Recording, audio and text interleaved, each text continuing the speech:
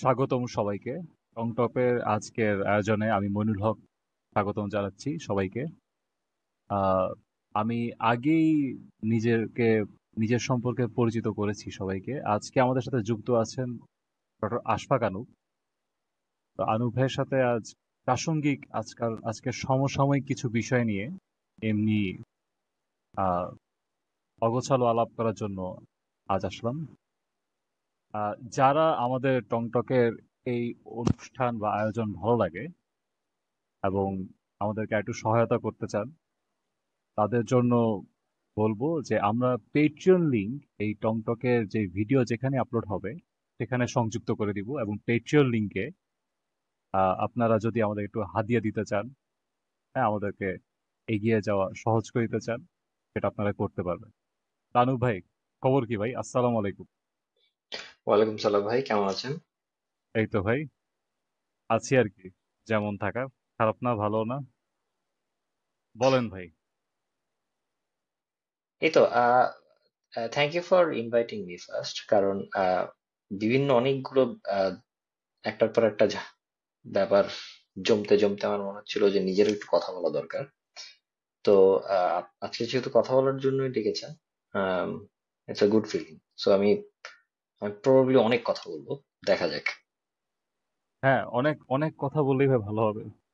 অনেক অনেক কথা বলার জন্য আজকে আমরা কোনো ফরম্যাট ছাড়া যতক্ষণ কথা বলা যায় মন খুলে যে কোনো বিষয়ে আমরা সেভাবে বসলাম আজকে।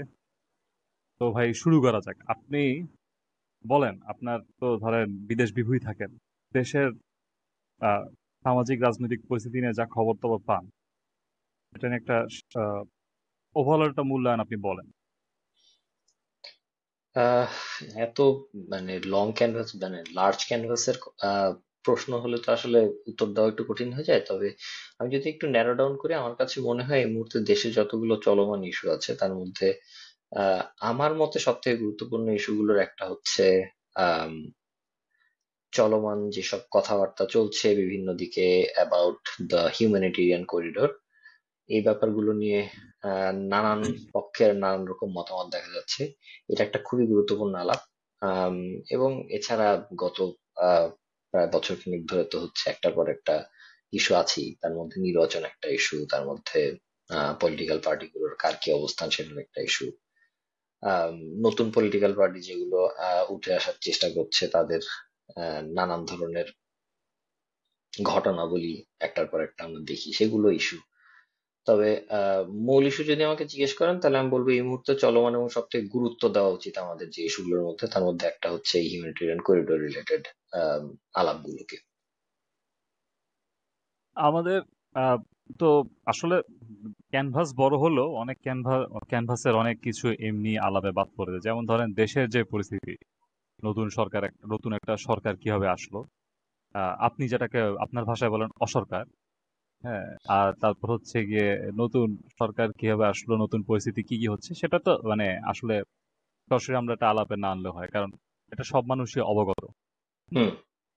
কিন্তু একদম মানে সাম্প্রতিক এবং একদম প্রাসঙ্গিক এখন যে বিষয়টা নিয়ে আলাপ, মানে আপনি যে বলেন করিডোরের আলাপ, হ্যাঁ, মানুষের মুখে মুখে করিডোরের আলাপ, কিন্তু আমাদের মিডিয়াতে, আমাদের রাষ্ট্রযন্ত্রের প্রতিনিধিদের মুখে, আমাদের কিংস পার্টির আলাপে, এবং বিভিন্ন শক্তি সবাই, শক্তি বলতে যারা এই সরকারের একটু পক্ষে কোনো না কোনো ভাবে পক্ষাবলম্বন অবলম্বন করে, তারা কিন্তু করিডোর নিয়ে খুব একটা আলাপ করছে না। হুম। মিডিয়াতে জিনিসটা দুই একটা রিপোর্টের মতোই এসছে। আমার কাছে মনে হয়েছে যে ভাই, মিডিয়াতে এটার সমালোচনাগুলো বা এটা নিয়ে এটাকে বিভিন্ন আঙ্গিক থেকে দেখার ব্যাপারটা খুব একটা আসে নাই। হুম।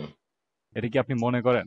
এটা আমি একদম 100% একমত। একটা ব্যাপার কি সত্যি কথা বলতে হচ্ছে গিয়ে যে এটাও সত্যি একই সাথে, যে ইদানিং আসলে মেইন স্ট্রিম মিডিয়া দিয়ে কতটা হচ্ছে আলাপ কন্ট্রোল করা যায়, এটা একটা প্রশ্নের ব্যাপার আসলে। কারণ আমি যখন হুম। আমার সোশ্যাল মিডিয়া খুলি, আমার সোশ্যাল মিডিয়াতে কিন্তু আলাপের টপিক মাত্রই হচ্ছে করিডোর। আহ ইদানিং গত 2 দিন ধরে আমি দেখছি কিছুটা ওই যে নারী বিষয়ক সংস্কার কমিটির যে রিপোর্ট, সেটা নিয়ে কিছু হাওয়াকাও হয়েছে, সেটা নিয়ে কিছু কথাবার্তা। কিন্তু এখনো পর্যন্ত ডমিনেন্ট টপিক আমার অন্তত নিউজ ফিডে আমি দেখি হচ্ছে করিডোর নিয়ে। তো এটা হুম এটা এক ধরনের সোশ্যাল মিডিয়া বাবল হতে পারে আমার নিজস্ব আহ, যারা সার্কেল আছে তাদের ভেতরে হয়তো বা এটা একটা মূল কনসার্ন হিসেবে দেখা দিয়েছে, সেটা কারণ হতে পারে। অ্যাপার্ট ফ্রম দ্যাট আমার কাছে এখনো মনে হয় যে মেইন স্ট্রিম মিডিয়াতে আপনি যেটা বলছেন দ্যাটস ট্রু, কারণ মেইন স্ট্রিম মিডিয়াতে এটা নিয়ে বিভিন্ন দিক বিশ্লেষণের প্রবণতা কম। সম্ভবত আমরা অনেকেই জানি আসলে কেন কম, কিন্তু হুম আম, এইটা দিয়ে খুব একটা যে মানুষের ভেতরকার আলাপ দমানো যাচ্ছে সেটা আমার মনে হয় না। মানুষ আসলে এটা নিয়ে আলাপ করছে। আমি যদিও হুম দেশে থাকি না, আমি দেশের বাইরে আমার সার্কেলের মধ্যে যা দেখি এই আলাপগুলো আমি দেখতে পাচ্ছি রেগুলার। আহ দেশে যেহেতু আপনি আছেন, আপনি হয়তো বা আমার থেকে বেটার জানবেন যে চায়ের দোকানে কেমন আলাপ হচ্ছে, আশপাশের মানুষজন নিজেদের মধ্যে কি আলাপ করছে। এই জিনিসটা আপনি হয়তো ভালো বলতে পারবেন। আম, আমি আমার দিকটা বললাম আর কি। না, আপনার কথা ঠিক ভাই। মিডিয়া একটা সোশ্যাল মিডিয়া একটা বাবল তৈরি করে, এটা একটা পয়েন্ট। আরেকটা পয়েন্ট হচ্ছে মেইন স্ট্রিম মিডিয়া, মূলধারার গণমাধ্যম আরো অনেক বছর আগ থেকেই মানুষের আলাপের বা মানুষের চিন্তার মূল জায়গাটা নিয়ন্ত্রণ করতে পারে না। হুম। এটা অনেক বছর ধরে হচ্ছে, হুম। খুব হাই স্পিড ইন্টারনেট আসার পর থেকে এই ব্যাপারটা খুব বেশি হচ্ছে। ট্রু। হ্যাঁ, কিন্তু আহ, চায়ের দোকানে আলাপে মানুষ যেটা দেখি আমি, হ্যাঁ, সেটা হচ্ছে মানুষ একটু যেই আলাপগুলো একটু কন্ট্রোভার্সিয়াল, সে যে আলাপগুলোতে মানুষের রাজনৈতিক মতবাদ একটু ঠোকাঠুকির চান্স আছে, সেগুলা মানুষ সরাসরি করে না। কিন্তু আচ্ছা। তারপরেও ইন্টারেস্টিং। মানুষ, হ্যাঁ। হ্যাঁ, মানে হুম। ধরেন একজন ভাই বসে আছে, আমরা যাই ভাই, ওই জানি ওই ভাই খুব ইউনুস ভাইয়ের খুব ভক্ত, হুম। ঠিক আছে, এখন তার সামনে এটা উনি সরাসরি বলবে না, হ্যাঁ, কিন্তু রাইট। আমাকে দেখছে, হ্যাঁ, তখন আমার সাথে বলতেছে যে করিডোর নিয়ে। হ্যাঁ। তো এটা নিয়ে মানুষ খুবই আলাপ করতেছে। সোশ্যাল মিডিয়া একটা বাবল তৈরি করে, এটা নিয়ে একটা জিনিস বলতে চাই আমি। সোশ্যাল মিডিয়া বাবল তৈরি করলো, ধরেন হচ্ছে গিয়া বাবলটা একটা সুবিধা আছে, কারণ যেই সব মানুষরা সংযুক্ত তারা আবার ওই বাবলটাকে ভাঙতে পারে। হুম। যেমন ধরেন আপনি হয়তো খুব বেশি দেখতে পাচ্ছেন যে করিডোর নিয়ে অনেক যারা যেভাবে বিশ্লেষণ করতেছে তাদের আলাপ, সম্ভবত আপনি করিডোর নিয়ে যারা একটু বিজ্ঞজনের বিশ্লেষণ সেটা আপনি একটু বেশি পান। হ্যাঁ, কারণ আপনি বিজ্ঞজনদের সাথে একটু উঠা উঠা মানে উঠা বসা বেশি করেন। Not necessarily. মানে আমার থেকে বেশি করেন, ঠিক আছে। কিন্তু এখন ধরেন এই যে আরেকটা খুব এই গত 2 দিন ধরে একটা খুব গরম আন্দোলন চলতেছে বাংলাদেশ। এটা হচ্ছে যে সুন্নিরা আহ, তাদের একজন সুন্নি আলেমের প্রতিনিধি, রাইট। রাইট, হ্যাঁ, এটাও চোখে তাদের, পড়ছে। হ্যাঁ। হ্যাঁ হ্যাঁ, এখন এটা কখন চোখে পড়ে? এটা চোখে পড়ে তখনই যখন হইতেছে যারা ওই বাবলের এবং আহ, ধরেন একাডেমিয়ার বাবল, এই দুই বাবলের মধ্যে যারা যুক্ত তারা কিন্তু এই বাবলটাকে ভাঙে। হুম। হুম। তো এই বাবলগুলো কিন্তু আমার মনে হয় ঠিকই ওভারল্যাপ করতেছে এনসিপি জাতীয় আহ, দলগুলো বা যারা প্রো ইউনুস মানুষজন আছেন এই সরকারের উপর যারা আস্থাশীল, তাদের ওই বাবলটা মানে তাদের পক্ষে হয়ে অনেকটা দেখা যাচ্ছে যে সোশ্যাল মিডিয়াগুলোকে মানে যেটা হুম। আহ, তাদের ভাষায় সম্ভব, আমি আমি এটা ধারণা করছি আর কি, যে যেটা হুম। জুলাই স্পিরিট জাতীয় কোনো একটা কিছুর সাথে সাংঘর্ষিক, হুম। হ্যাঁ, হুম। এই ব্যাপারগুলোকে আর মিডিয়াতে আসতে দিচ্ছে না। আচ্ছা। হ্যাঁ। হ্যাঁ, হ্যাঁ। এটা হুম। আমার ধারণা, এটা আমার অপিনিয়ন হুম। একেবারেই। তো মিডিয়াতে এক ধরনের মিডিয়া সাইলেন্স মানে দৃশ্যমান, কিন্তু তার মিডিয়াতে দুই সত্ত্বেও ধরনের মানুষ। ব্যাপার আছে। একটা হচ্ছে যে হুম এই ধরনের অ্যাক্টিভ অ্যাক্টিভ ইয়ে সেন্সরিং এর একটা প্রবণতা আছে, আবার একই সাথে এক ধরনের সেলফ সেন্সরিং আছে। কারণ কে হুম ভাই সেদে আমি চালাই ব্যবসা, কে সায়দা আমার হচ্ছে বিল্ডিং ভাঙচুরের দায় নিব, কেন আমি আমার এই কোটি কোটি টাকার ইকুইপমেন্ট হুম, নষ্ট করার রিস্ক নিব। এই জন্য রাইট। অনেকে হচ্ছে এক ধরনের সেলফ সেন্সরশিপেও যায়, যে আচ্ছা ঠিক হুম আছে একটা নিউজ আমার কাছে মনে হচ্ছে it's it's a potent news, কিন্তু এই নিউজ যদি আমি ছাপাই দেখা গেল হচ্ছে মব অ্যাটাক হবে আমার ইয়েতে বিল্ডিং এ, দরকার নেই, চেপে গেলাম। হুম হুম, বা আহ, সোজা কথা, নিরাপত্তা নাই দেখে মানুষ নিজেকে যেভাবে সেন্সর করে, মিডিয়াও ঠিক গণমাধ্যমগুলো সেভাবে হুম। সেন্সর করতেছে, হুম। মানে প্রফেশনাল গণমাধ্যমগুলো। হুম। হুম। হুম হুম এটা একটা ভালো পয়েন্ট বলছেন, এটা হুম। একটা কারণ। তো ওই যে এই, হ্যাঁ বলেন ভাই। ইদি আমিন দাদা, একটা হুম হুম উগান্ডার, একটা খুব হুম হুম হুম। ইন্টারেস্টিং কোটেশন আছে, পড়ছেন কিনা জানি না। কোটেশনটা হচ্ছে আহ, এরকম। না বলেন ভাই, পরিবার না আহ, পড়ি বলে দেন। হ্যাঁ, খুব ইন্টারেস্টিং কোটেশন। কোটেশনটা হচ্ছে এরকম যে if I can remember it correctly, এটা হচ্ছে এরকম যে I can assure you freedom of speech, hmm hmm, but I can't assure you freedom after speech.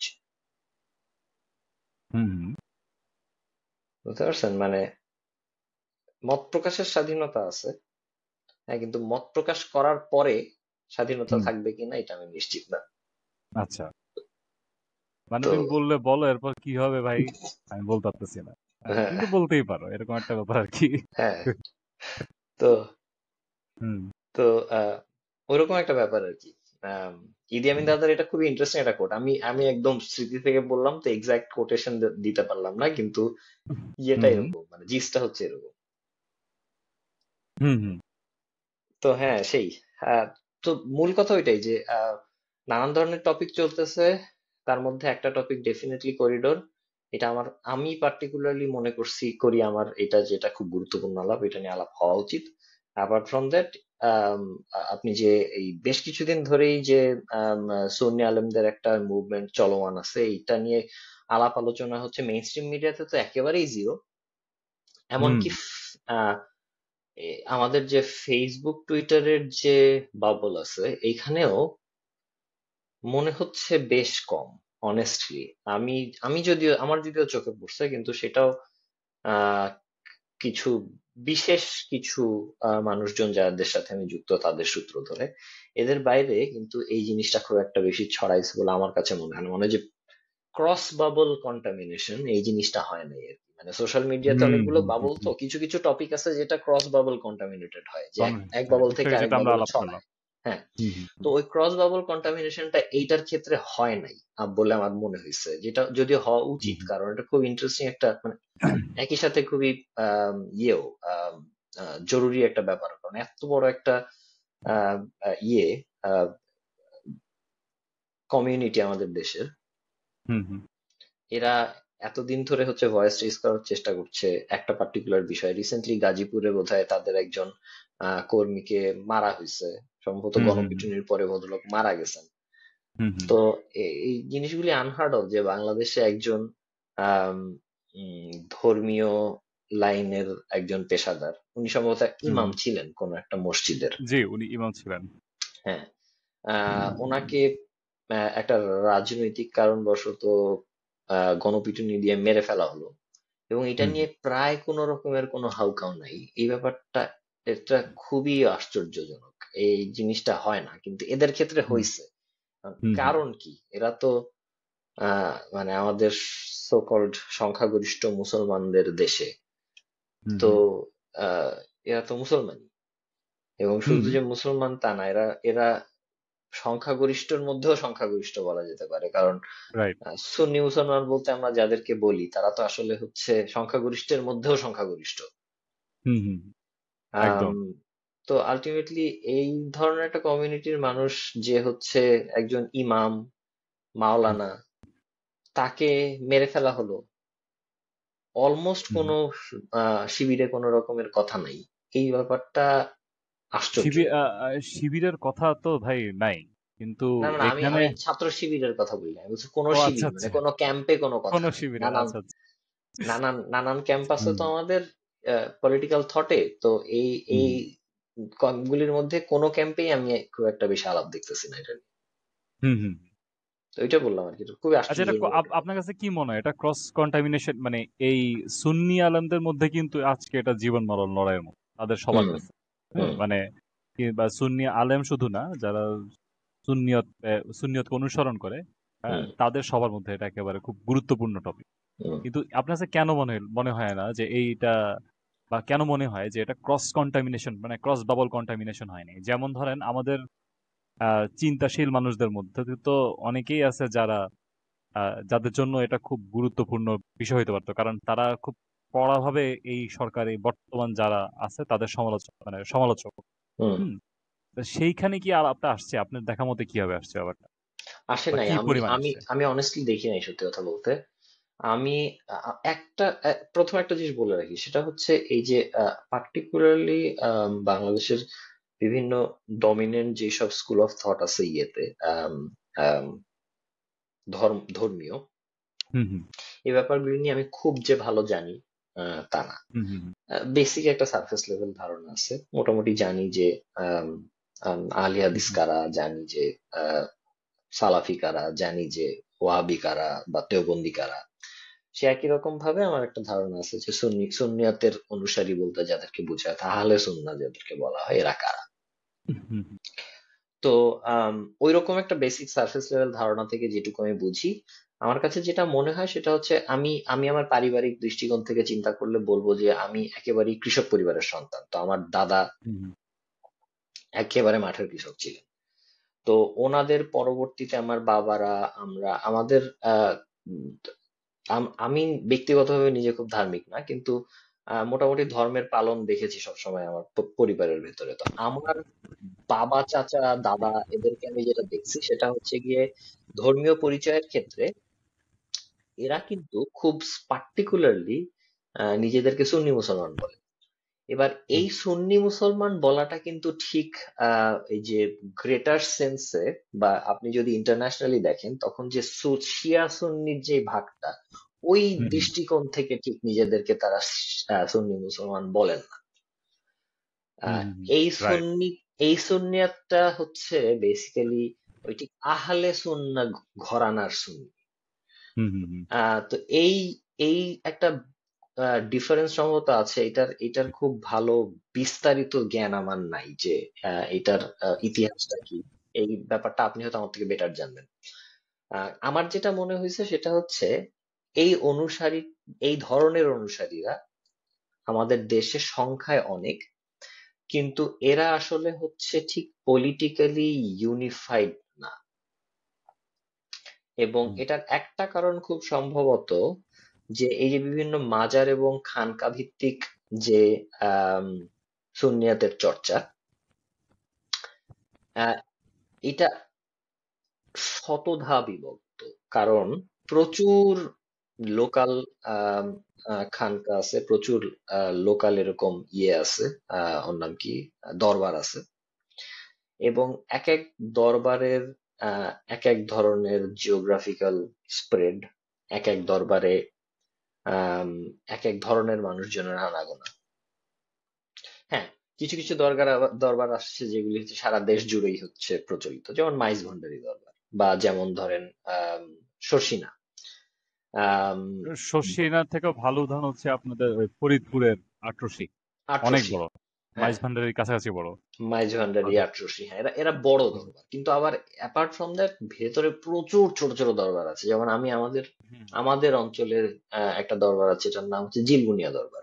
তো হুম, জিলবুনিয়া শরীফের হচ্ছে আহ, যে যিনি ইয়ে হুজুর বলা হয় বা পীর সাহেব হুম, বলা হয়, হুম, ওনার আবার লোকালি বেশ একটা ভালো প্রভাব বলয় আছে। সো হুম, এরকম প্রচুর হচ্ছে ভেতরে ভেতরে দরবার শরীফ আছে, এবং সেই সেই ভিত্তিক সুন্নিয়তের চর্চা আছে।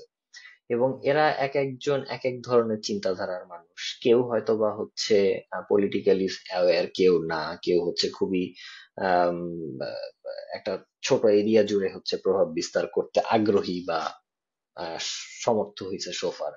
সো এইসব কারণবশত না এদের খুব একটা ইউনিফাইড চরিত্র, পলিটিক্যাল চরিত্র গড়ে ওঠেনি। তো সাধারণত যখন আমরা দেখি হচ্ছে গিয়ে যে ন্যাশনাল লেভেলে একটা মতামত তৈরি করা, অপিনিয়ন বিল্ডিং এর একটা ইয়ে মতো আহ, প্রয়োজনীয়তা দেখা দেয় কোনো কিছুতে, অপিনিয়ন বিল্ডিং সাধারণত তারাই করতে পারে যারা পলিটিক্যালি ইউনিফাইড এবং অ্যাওয়্যার।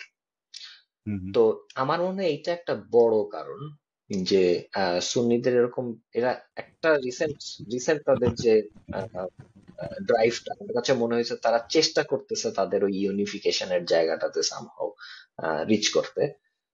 এটা আহ, তাদের তাদের পলিটিক্যাল, মানে আমি বলবো একেবারে তাদের রাজনৈতিক অধিকার, এটা তাদের করতে পারা উচিত যদি তারা করতে চায়। But at the same time তারা যে এখনো খুব একটা সমর্থ হয় নাই এটা করতে, তার প্রমাণটা হচ্ছে এটা যে তাদের একজন আম, অনুসারীকে পিটায় মেরে ফেলা হয়েছে, এবং তারপরেও তারা এইভাবে খুব একটা মানে বড় শোরগোল তুলতে পারে নাই। এইটা হুম, অন্য কোনো ধর্মীয় গোষ্ঠী, ইভেন আপনি যদি হচ্ছে আহ আহ আমাদের আহ বৃহৎ সংখ্যালঘু ধর্মীয় সম্প্রদায়, হিন্দু সম্প্রদায়ের কেউ কোনো কোনো ধর্মীয় গুরুকে যদি এই একই ধরনের হচ্ছে পরিস্থিতির মধ্যে হচ্ছে মেরে ফেলা হয়, সেক্ষেত্রে হচ্ছে এর থেকে বড় শোরগোল হবে।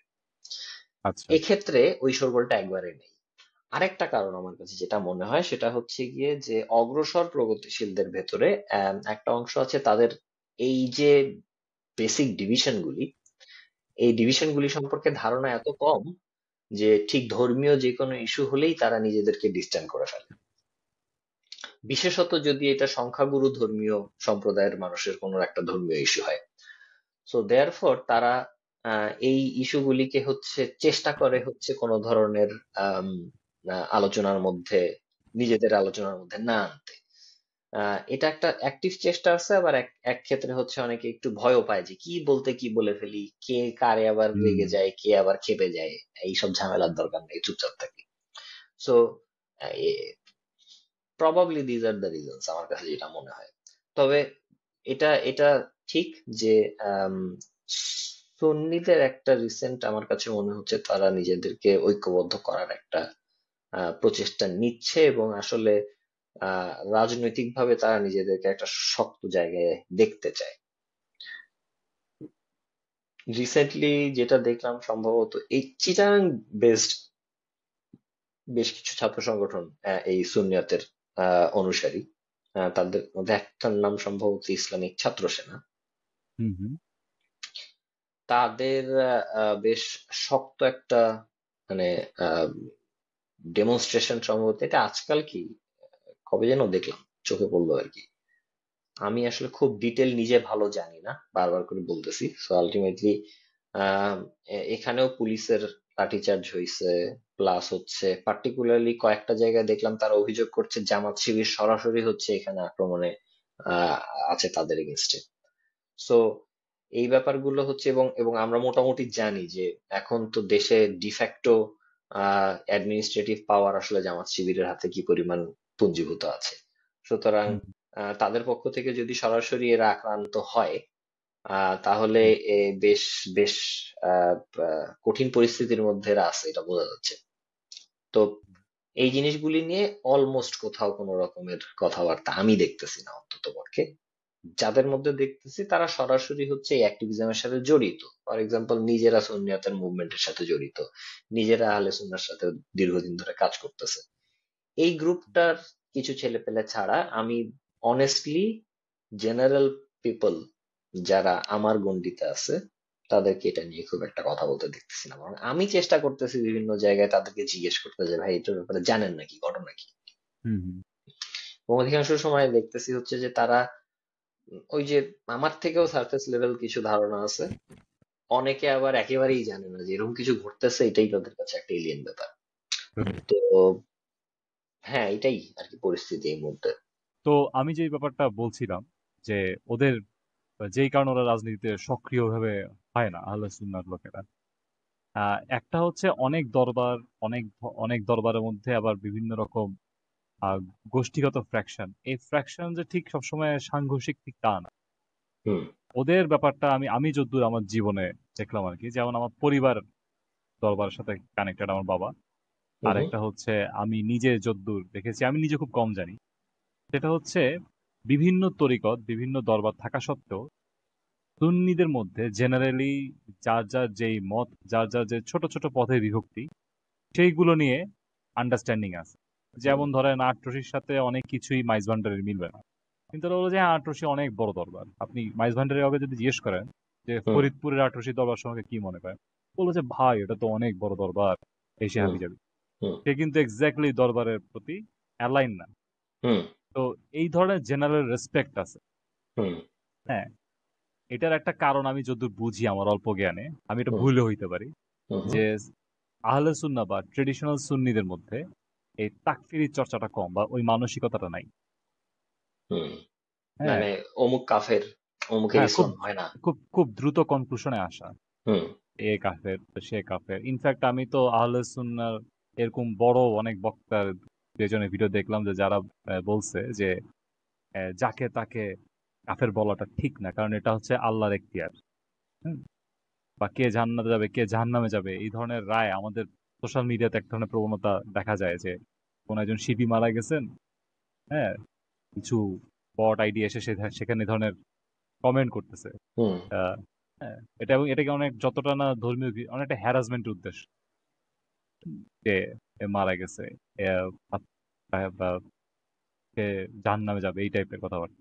হুম তো এই ব্যাপারে আমি দেখছি যে কাউকে বলতে যে এটা ঠিক না। তো আহলে হুম সুন্নাহর বক্তাদের মধ্যে তাদের মধ্যে এই ধরনের চিন্তার একটা পার্থক্য আছে। তো হুম যেহেতু তারা বাইরের কারোর সাথে তাফসীর চর্চা কম করে, নিজেদের মধ্যেও করে না। এবং হুম আহলে সুন্নাহর একটা টাইপ ব্যাপার হচ্ছে যে তারা বিভিন্ন মত, আন্ডারস্ট্যান্ডিং, হুম ইন্টারপ্রিটেশন এগুলোর ব্যাপারে হুম একটু ওপেন।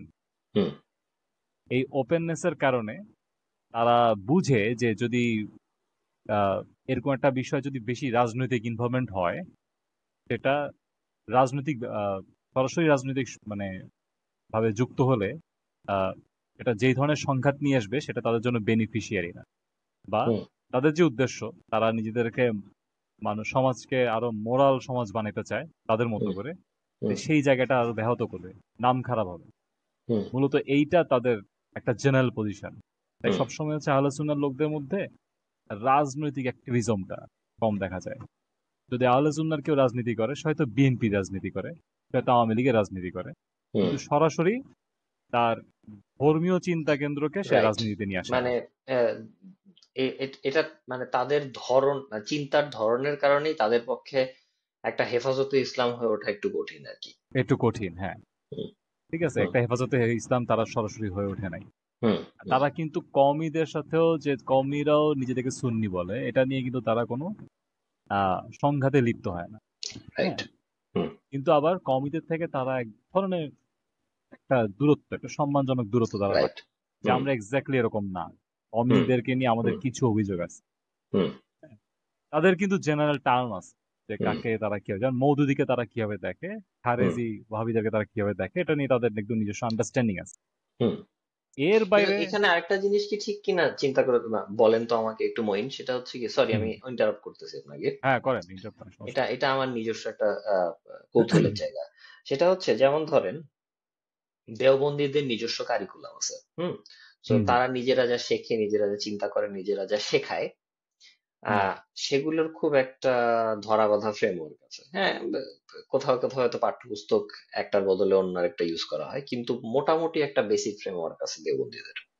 হুম হুম সো যাদেরকে আমরা কমই বলি আর কি। হুম হুম আম, এর বাইরে হচ্ছে সালাফিদের বলি, বা হচ্ছে আম, ওয়াহাবি বলে তো আসলে ওরকম কোনো ইন্টেলেকচুয়াল ঘরানা বুঝায় না, বাট আমি আমি সালাফিদের কথাই ধরি। ঠিক আছে, সালাফিদের হুম নিজস্ব আবার একটা কারিকুলার ফ্রেমওয়ার্ক আছে। হুম হুম। তাদের একটা ভিন্ন একটা ইন্টেলেকচুয়াল আন্ডারস্ট্যান্ডিং আছে, যেটা খুব ধরা বাঁধা, খুব না খুব ভাই, ওয়াহাবিদেরও আছে। আব্দুল ওয়াহাবের থিওলজিক্যাল ইন্টারপ্রিটেশন অনুসরণ যারা করে তারাই ওয়াহাবি। হুম। হ্যাঁ। আহ, তারপরে আবার এই যে মওদুদিবাদী অর্থাৎ জামাত শিবির, এদের হুম নিজস্ব একটা খুব আহ মানে বলবো একটা একটা খুব ধরা বাঁধা একটা ফ্রেমওয়ার্ক আছে জানাশোনার হুম এবং হুম চিন্তা ভাবনা গঠনের। হুম। সুন্নিদের কি, বা আহলে সুন্নাতের যারা অনুসারী, তাদের কি এই ধরনের আদৌ হুম। কিছু আছে? তাদের কি নিজস্ব কোনো এরকম কারিকুলার স্ট্রাকচার বা ফ্রেমওয়ার্ক আছে আদৌ? তাদের একটা ফ্রেমওয়ার্ক আছে। সে আলাপে গেলে, মানে ফ্রেমওয়ার্কটা একটু লুজ। আমি জানি আপনি কোন দিকে বলতেছেন, কিন্তু হ্যাঁ। তা সত্ত্বেও আছে। হুম। কিন্তু হুম ওই আলাপে গেলে আসলে আমার মতে আমি এটা বলার যোগ্য না, কারণ ওইটা নিয়ে থিওলজি নিয়ে আরো বেশি বুঝ থাকা দরকার। আমার অতটুকু আচ্ছা। নাই। হ্যাঁ। রাইট। কিন্তু আমি যতদূর বুঝি তাদের হুম জেনারেল আলাপটা হচ্ছে এরকম: সুন্নি বলতে যা, আহলে সুন্নাই তা।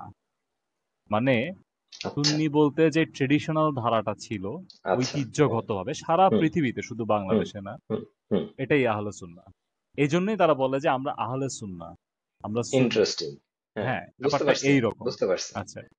তো তো এদের এদের একটা বড় গ্রুপ আছে এদের, আর কি, আমি যেটা দেখি। সরি আমি আরেকবার একটু হ্যাঁ, একটু ইয়ে করি। সেটা হচ্ছে এরা আবার হুম যখন পিছাতে থাকে আহ হুম আহ, ইতিহাসে, তো হুম এরা খুব ইন্টারেস্টিংলি হচ্ছে তারা নিজেদেরকে মানে ডিস্ট্যান্ট করে বোথ ফ্রম শিয়া, হুম এবং পরবর্তীতে হচ্ছে আম, উমাইয়াদের সূত্র ধরে যে সুন্নি হুম ইসলাম ধারাকে আমরা অনেকে চিনি, সেটা দুইটা হুম। থেকেই তারা সমানভাবে নিজেদেরকে ডিস্ট্যান্ট এই করার চেষ্টা করে। এই জায়গায় আমি একটু বলি, আর তারা ঠিক উমাইয়াদের মানে সবার থেকে ডিস্টেন্ট করে না। হ্যাঁ, হুম হুম। এখানে ব্যাপারটা হচ্ছে এই জন্যই আসলে আমি এটার ভিতরে ওইভাবে অপিনিয়ন দিতে চাচ্ছিলাম না, কারণ এখানে আসলে আচ্ছা, অনেক না এগুলি কনফ্লিক্টিং। ওয়ান্স এগেন আমি যেটা বললাম, আমি নিজে খুব যে এই ব্যাপারে বিরাট জ্ঞানী তা এক্স্যাক্টলি না। এক্স্যাক্টলি ঠিক ঠিক সেই কারণে আমি আমি হ্যাঁ এভাবে বলছি, কারণ আমি আসলে হ্যাঁ। খুব ইন ডেপথ। কারণ ধরেন রাইট। প্রত্যেকটা ইন্টারপ্রিটেশনে হুম তার পিছনে সেই হুম আলেমদের সেই আকাবিরদের হুম নিজস্ব যুক্তি আছে। হুম হ্যাঁ, ওই যুক্তি শেষ দিয়ে যে অপিনিয়নটা আসলে এটা আসলে ওইটাকে আসলে ফতোয়া বলে। হ্যাঁ, তো হ্যাঁ। এগুলো আছে, আমি এটা নিয়ে অত পড়াশোনা করিনি। হুম আমি জেনারেলি যেটা বুঝি, হুম তারা যারা হচ্ছে গিয়ে আহ, আহ, শিয়াদেরকে তারা হচ্ছে রাফেজি বলে। হুম। হুম হুম আরেকটা গ্রুপ যারা সুন্নিদের যে একদম ট্রেডিশনাল যে ধারাবাহিকতাটা, যে ধরেন ধর্ম তো শুধু নিয়ম বাধা এটা দিয়ে হয় না। ধর্মের সাথে একটা হুম ট্রেডিশন, একটা ঐতিহ্য, প্রথার একটা ধারাবাহিকতা, হুম সব হুম ধর্মের ক্ষেত্রে সত্য। হুম হুম যারা এই প্রথাগুলোকে চ্যালেঞ্জ করে, যেমন ওয়াহাবির আন্দোলনের মূল ব্যক্তি আব্দুল ওয়াহাবের যেই চিন্তাধারা, সেটা হুম হচ্ছে অনেক প্রথাকে চ্যালেঞ্জ করে, অনেক হুম ইন্টারপ্রিটেশনকে, যে এটা ঠিক না, এটা বেঠিক, এই হুম ধরনের জায়গা থেকে তারা তো সেই জায়গাগুলোকে তারা বলে যে এরা হচ্ছে মানে ওই গ্রুপ আর কি, আমরা ঠিক ওদের সাথেও নাই। হুম। তো এটা একটা লুজলি তারা ইয়ে করে। তো কমন জিনিসটা কি? বাংলাদেশের প্রেক্ষাপটে আমি একটু জলদি চলে আসি। কমন জিনিসটা কি? যেমন বাংলাদেশে যারা বিরোধী পক্ষ বর্তমানে আছে, হ্যাঁ, তারা কিন্তু সুন্নিদেরকে কিভাবে আক্রমণ করে বা চ্যালেঞ্জ করে, সেটা যদি আপনি দেখেন, মানে ওই বয়ানের দিক থেকে, সেটা হচ্ছে এরা সিন্নিখোর, এরা মাজার পূজারী, ঠিক আছে, ইত্যাদি বলে। হ্যাঁ, এটার এইখানে হচ্ছে সমস্যা। মূলত সুন্নিদের সাথে এদের সংঘাতের জায়গাটা হচ্ছে বা বিতর্কের জায়গাটা হচ্ছে সুন্নিরা বলতে চাচ্ছে যে তারা তাসাউফে চর্চা করে। হ্যাঁ, তাসাউফ হচ্ছে ইসলামের অনেকগুলো প্র্যাকটিসের মধ্যে একটা প্র্যাকটিস, একটা আন্ডারস্ট্যান্ডিং, যে সেটা হচ্ছে আপনার অ্যাকচুয়াল আধ্যাত্মিক চর্চাটা আপনি কিভাবে করবেন। তো সুন্নিরা বলতে চাচ্ছে যে তাসাউফের চর্চার যে মৌলিক বিষয়গুলো, নবীর হুম প্রতি ভালোবাসা, ওইটাই হচ্ছে যে রিসালাতের মূল ধারা। এইগুলো, হুম। এই ব্যাপারগুলোকে মওদুদি বলেন আর ওয়াহাবি বলেন, আহলেজ বলেন, ওরা রিজেক্ট করে। না কিন্তু পার্টিকুলারলি মুয়াবিয়া বিষয়ক একটা বিতর্ক আমি প্রায় সময় শুনি যে আহলে মুয়াবিয়া সুন্নাতের। বিষয়ক আমি আপনাকে একটু থামাই, হুম। মুয়াবিয়া বিষয়ক বিতর্কটা কিন্তু সুন্নিদের নিজেদের মধ্যে আছে। তাই না? ও রাইট। ইন্টারেস্টিং। হ্যাঁ, ইন্টারেস্টিং, মুয়াবিয়া এটা আমার মুয়া জানা ছিল না।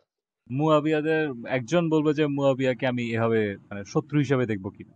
হ্যাঁ, হুম আরেকজন হুম বলছে না, মুয়াবিয়া রাদিয়াল্লাহু আনহু ওনাকে এভাবে দেখা যাবে না। এটা কিন্তু হুম। ওদের মধ্যেই আছে, বাট ও। কনফ্লিক্টিং বিষয় তারা তর্ক করলো, সুন্নিদের প্র্যাকটিসটা এই জায়গায়। যেমন আমি সেম গ্রুপকে দেখছি যে কনফ্লিক্টিং বিষয় তারা তর্ক করলো।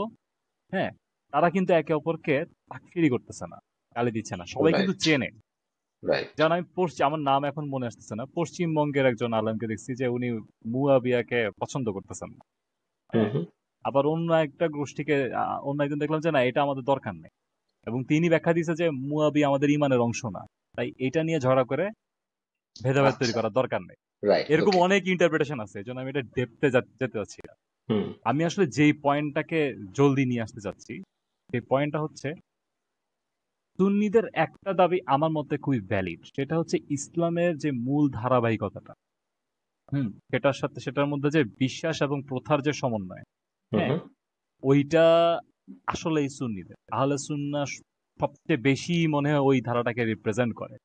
কারণ রাইট। আমরা বাংলাদেশে মানে সুলতানি আমলের সময়কালীন, তার আগে হুম পরে, ওই হুম সময়কালীন যেই আহ, বিভিন্ন পীর দরবেশদের আগমনের ব্যাপারটা জানি। হুম হ্যাঁ, হুম তাদের এইখানকার মানুষের সাথে ইন্টারাকশন, সম্ভবত নিশ্চয়ই তখনকার মানুষের সাথে তাদের ধর্মীয় ফিলোসফিক্যাল ডিবেট হুম হয়েছে, আলাপ হয়েছে, হুম ইন্টারাকশন হয়েছে। হুম তো এই যে ধারাটাকে, এই ধারাটাকেই আহ, এখন অবধি ওই ট্রেডিশন গুলা যেখানে যেখানে পাওয়া যায়, সেটা জামাত জামাত ইসলামীর ইন্টেলেকচুয়ালদের মধ্যে পাওয়া যাবে না, হুম। সেটা আহলে হাদিসদের মধ্যে পাওয়া যাবে না। ওই রাইট, ধারার ওই দ্যাটস ট্রু। ব্যাপারগুলো, দরবার, খানাকা, হুম প্রথা হুম করা, হুম প্রথা পালন করা, কবর জিয়ারত করা, মাজার হুম জিয়ারত করা, এই হুম ব্যাপারগুলো ওইখানে মানে বিদ্যমান আর কি। হুম। হ্যাঁ, রাইট। যেই কারণে আমরা ধরেন আপনি আমি, আমরা যে এইজ গ্রুপের মানুষ, আমরাও হুম। কিন্তু ছোটকালে মাজারে হামলা এরকম গণ আকার হইতে পারে, এটা কিন্তু আমরা খুব একটা শুনি না। আপনি শুনছেন, না আমি কিন্তু না, শুনি নাই। এটা অকল্পনীয় ব্যাপার। অকল্পনীয় ব্যাপার, হুম। কারণ এটা ট্রু। ছিল ডিফল্ট। হুম হুম। এই ডিফল্টটা তাহলে ভাঙতেছে কিন্তু খুব রিসেন্টলি, হুম এবং এই ডিফল্ট গুলো ভাঙতে গেলে যেই ধরনের রাজনৈতিক চাপ এবং আক্রমণ স্বাভাবিকভাবে হয়ে থাকে, মাজার ভাঙা, মাজারে হামলা করা, যেটা বিএনপি সময় হয়েছিল, আবার এই এইবার ইউনূস আসার পর একদম গণ গণ আকারে হইল, ব্যাপক আকারে হয়েছে, হ্যাঁ। ব্যাপক আকারে হইল। এর আগে আওয়ামী লীগের সময় একজন বড় আলেম, অনেক পপুলার ছিলেন উনি সুন্নিদের মধ্যে, যে নুরুল ইসলাম ফারুকী, আল্লামা নুরুল ইসলাম ফারুকী, ফারুকী ওনার ওই নাম। যে ওই যে কাফেলা কাফেলা অনুষ্ঠানটার উপস্থাপক সেটা, ছিলেন হ্যাঁ, যে ভদ্রলোক, জি হ্যাঁ, জি, ওনার নাম। ওনাকে হত্যা করা হলো, সেটার হুম। বিচার ওরা পায় নাই, তো ওরা ওই হুম। সরকারের সময়ও কিন্তু বঞ্চিত বোধ হয়। হুম। আর এইবার এসে তারা একেবারে একটা অস্তিত্বের সংকটে পড়ে গেছে, যে হুম। আমরা তো কিছু না করলে আর টিকে থাকতে পারবো না। ইনফ্যাক্ট আমার মনে আছে খুব ইন্টারেস্টিংলি, আমি শুনছিলাম হচ্ছে এই যে একটা বয়ান শুনছিলাম হচ্ছে এই ভদ্রলোকের বাড়ি সম্ভবত ফরিদপুরের ওইদিকেই হবে, হুম ফরিদপুর হুম গোপালগঞ্জ সঙ্গে ওই ওই ওইদিকে। হুম হুম। ওনার নাম হচ্ছে মোখলেসুর রহমান, ওনাকে সবাই বাঙালি হুজুর বলে। তো এই আচ্ছা আচ্ছা। মোখলেসুর রহমান বাঙালির একটা ওয়াজ শুনছিলাম, এই ভদ্রলোক তার ওয়াজে বলতেছিলেন যে আপনারা সুন্নি মাদ্রাসাগুলিকে হচ্ছে শক্তভাবে হচ্ছে সহায়তা দিচ্ছে না সরকারি ভাবে, অথচ হুম হুম। আপনারা হচ্ছে এই কওমি মাদ্রাসাদের মাদ্রাসাওয়ালাদের এক্স্যাক্টলি। যে সংগঠন হেফাজতে ইসলাম তাদেরকে মাথায় তুলে রাখতেছেন। হুম। এটা এটা নিয়ে যে এক ধরনের তাদের ভেতরে ক্ষোভ আছে, এক ধরনের নাখোশ একটা পরিস্থিতি তাদের মধ্যে বিরাজমান, এই জিনিসটা কিন্তু তারা এর আগেও প্রকাশ করছে বিভিন্ন সময়। এবং সেটা আচ্ছা আচ্ছা। হচ্ছে আওয়ামী লীগ সরকারের আমলেই। সুতরাং হুম তারা হুম যে হুম। খুব রাজনৈতিক ভাবে কোন সরকারের আমলেই খুব সহজ অ্যাক্সেস পাইছে কোনো কিছুতে, দ্যাটস নট রিয়েলি ট্রু। হ্যাঁ, একেবারেই পায় নাই। অ্যাক্টিভলি হয়তো এই ভাঙচুরের মধ্যে দিয়ে হয়তো তাদেরকে ওইভাবে করে যেতে হয় নাই, যেটা হুম। এইবার খুব বড় আকারে দেখতে পাইছি আমরা হইছে। অনেক বড় আকারে। হ্যাঁ, এইটা ছাড়া আলটিমেটলি হচ্ছে যে তারা যে খুব সহজসাধ্য ছিল তাদের জীবন কোন রাজনৈতিক সরকারের আমলে, দ্যাটস অ্যাকচুয়ালি না, নট ট্রু। এক্স্যাক্টলি, একটা হচ্ছে সহসাধী ছিল না, কারণ তারা রাজনীতির সাথে তাদের ধর্মীয় চিন্তা ভাবনাকে নিয়ে আসতে চায় না। হুম।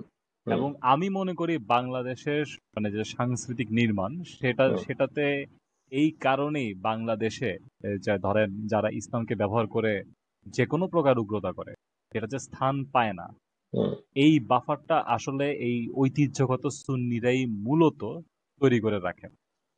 হ্যাঁ, এমন না হুম। যে তারা কোরআন হাদিস কিছু জানে না, ঠিক আছে? তাদের মধ্যে তাদের আমরা কিন্তু সবকিছু নিয়ে পড়াশোনা করতেছে, আহলে উহুলুল হাদিস হচ্ছে, হাদিস বিশেষজ্ঞ হচ্ছে, ফিকহ শিখতেছে। হ্যাঁ, হুম। তারাই আবার নতুন দরবারে কোনো পীর সাহেবের সম্মান পাচ্ছেন ইত্যাদি। হুম। তাদের মধ্যে থেকে উঠে আসতেছে, কিন্তু তারা খুব স্ট্রংলি এটাতে ইনভলভড হন না। হুম। এবং সেই কারণে, এবং এনারাই সংখ্যাগরিষ্ঠ এবং ঐতিহ্যগত মূলধারা হওয়ার কারণে এখন অবধি যে ধরেন রাজনীতিকরণ, এবং রাজনীতিকরণের মধ্যে ইসলামকে সরাসরি রাজনীতিকরণ মূল একদম শক্তিশালী ভাবে সেটা করে ওঠা যাচ্ছে না। এবং আমার হ্যাঁ, মানে ধারণা এটা আপনি যখন একটা মানে বার্ডস আই ভিউতে এটা বলবেন তখন হয়তো কথাটা সত্যি, হুম, কিন্তু আবার পুরাপুরিও সত্যি না। তার না, কারণ আমি হচ্ছে আমি এই বার্ডস আই ভেতরে ভিউতেই ভেতরে বলছি।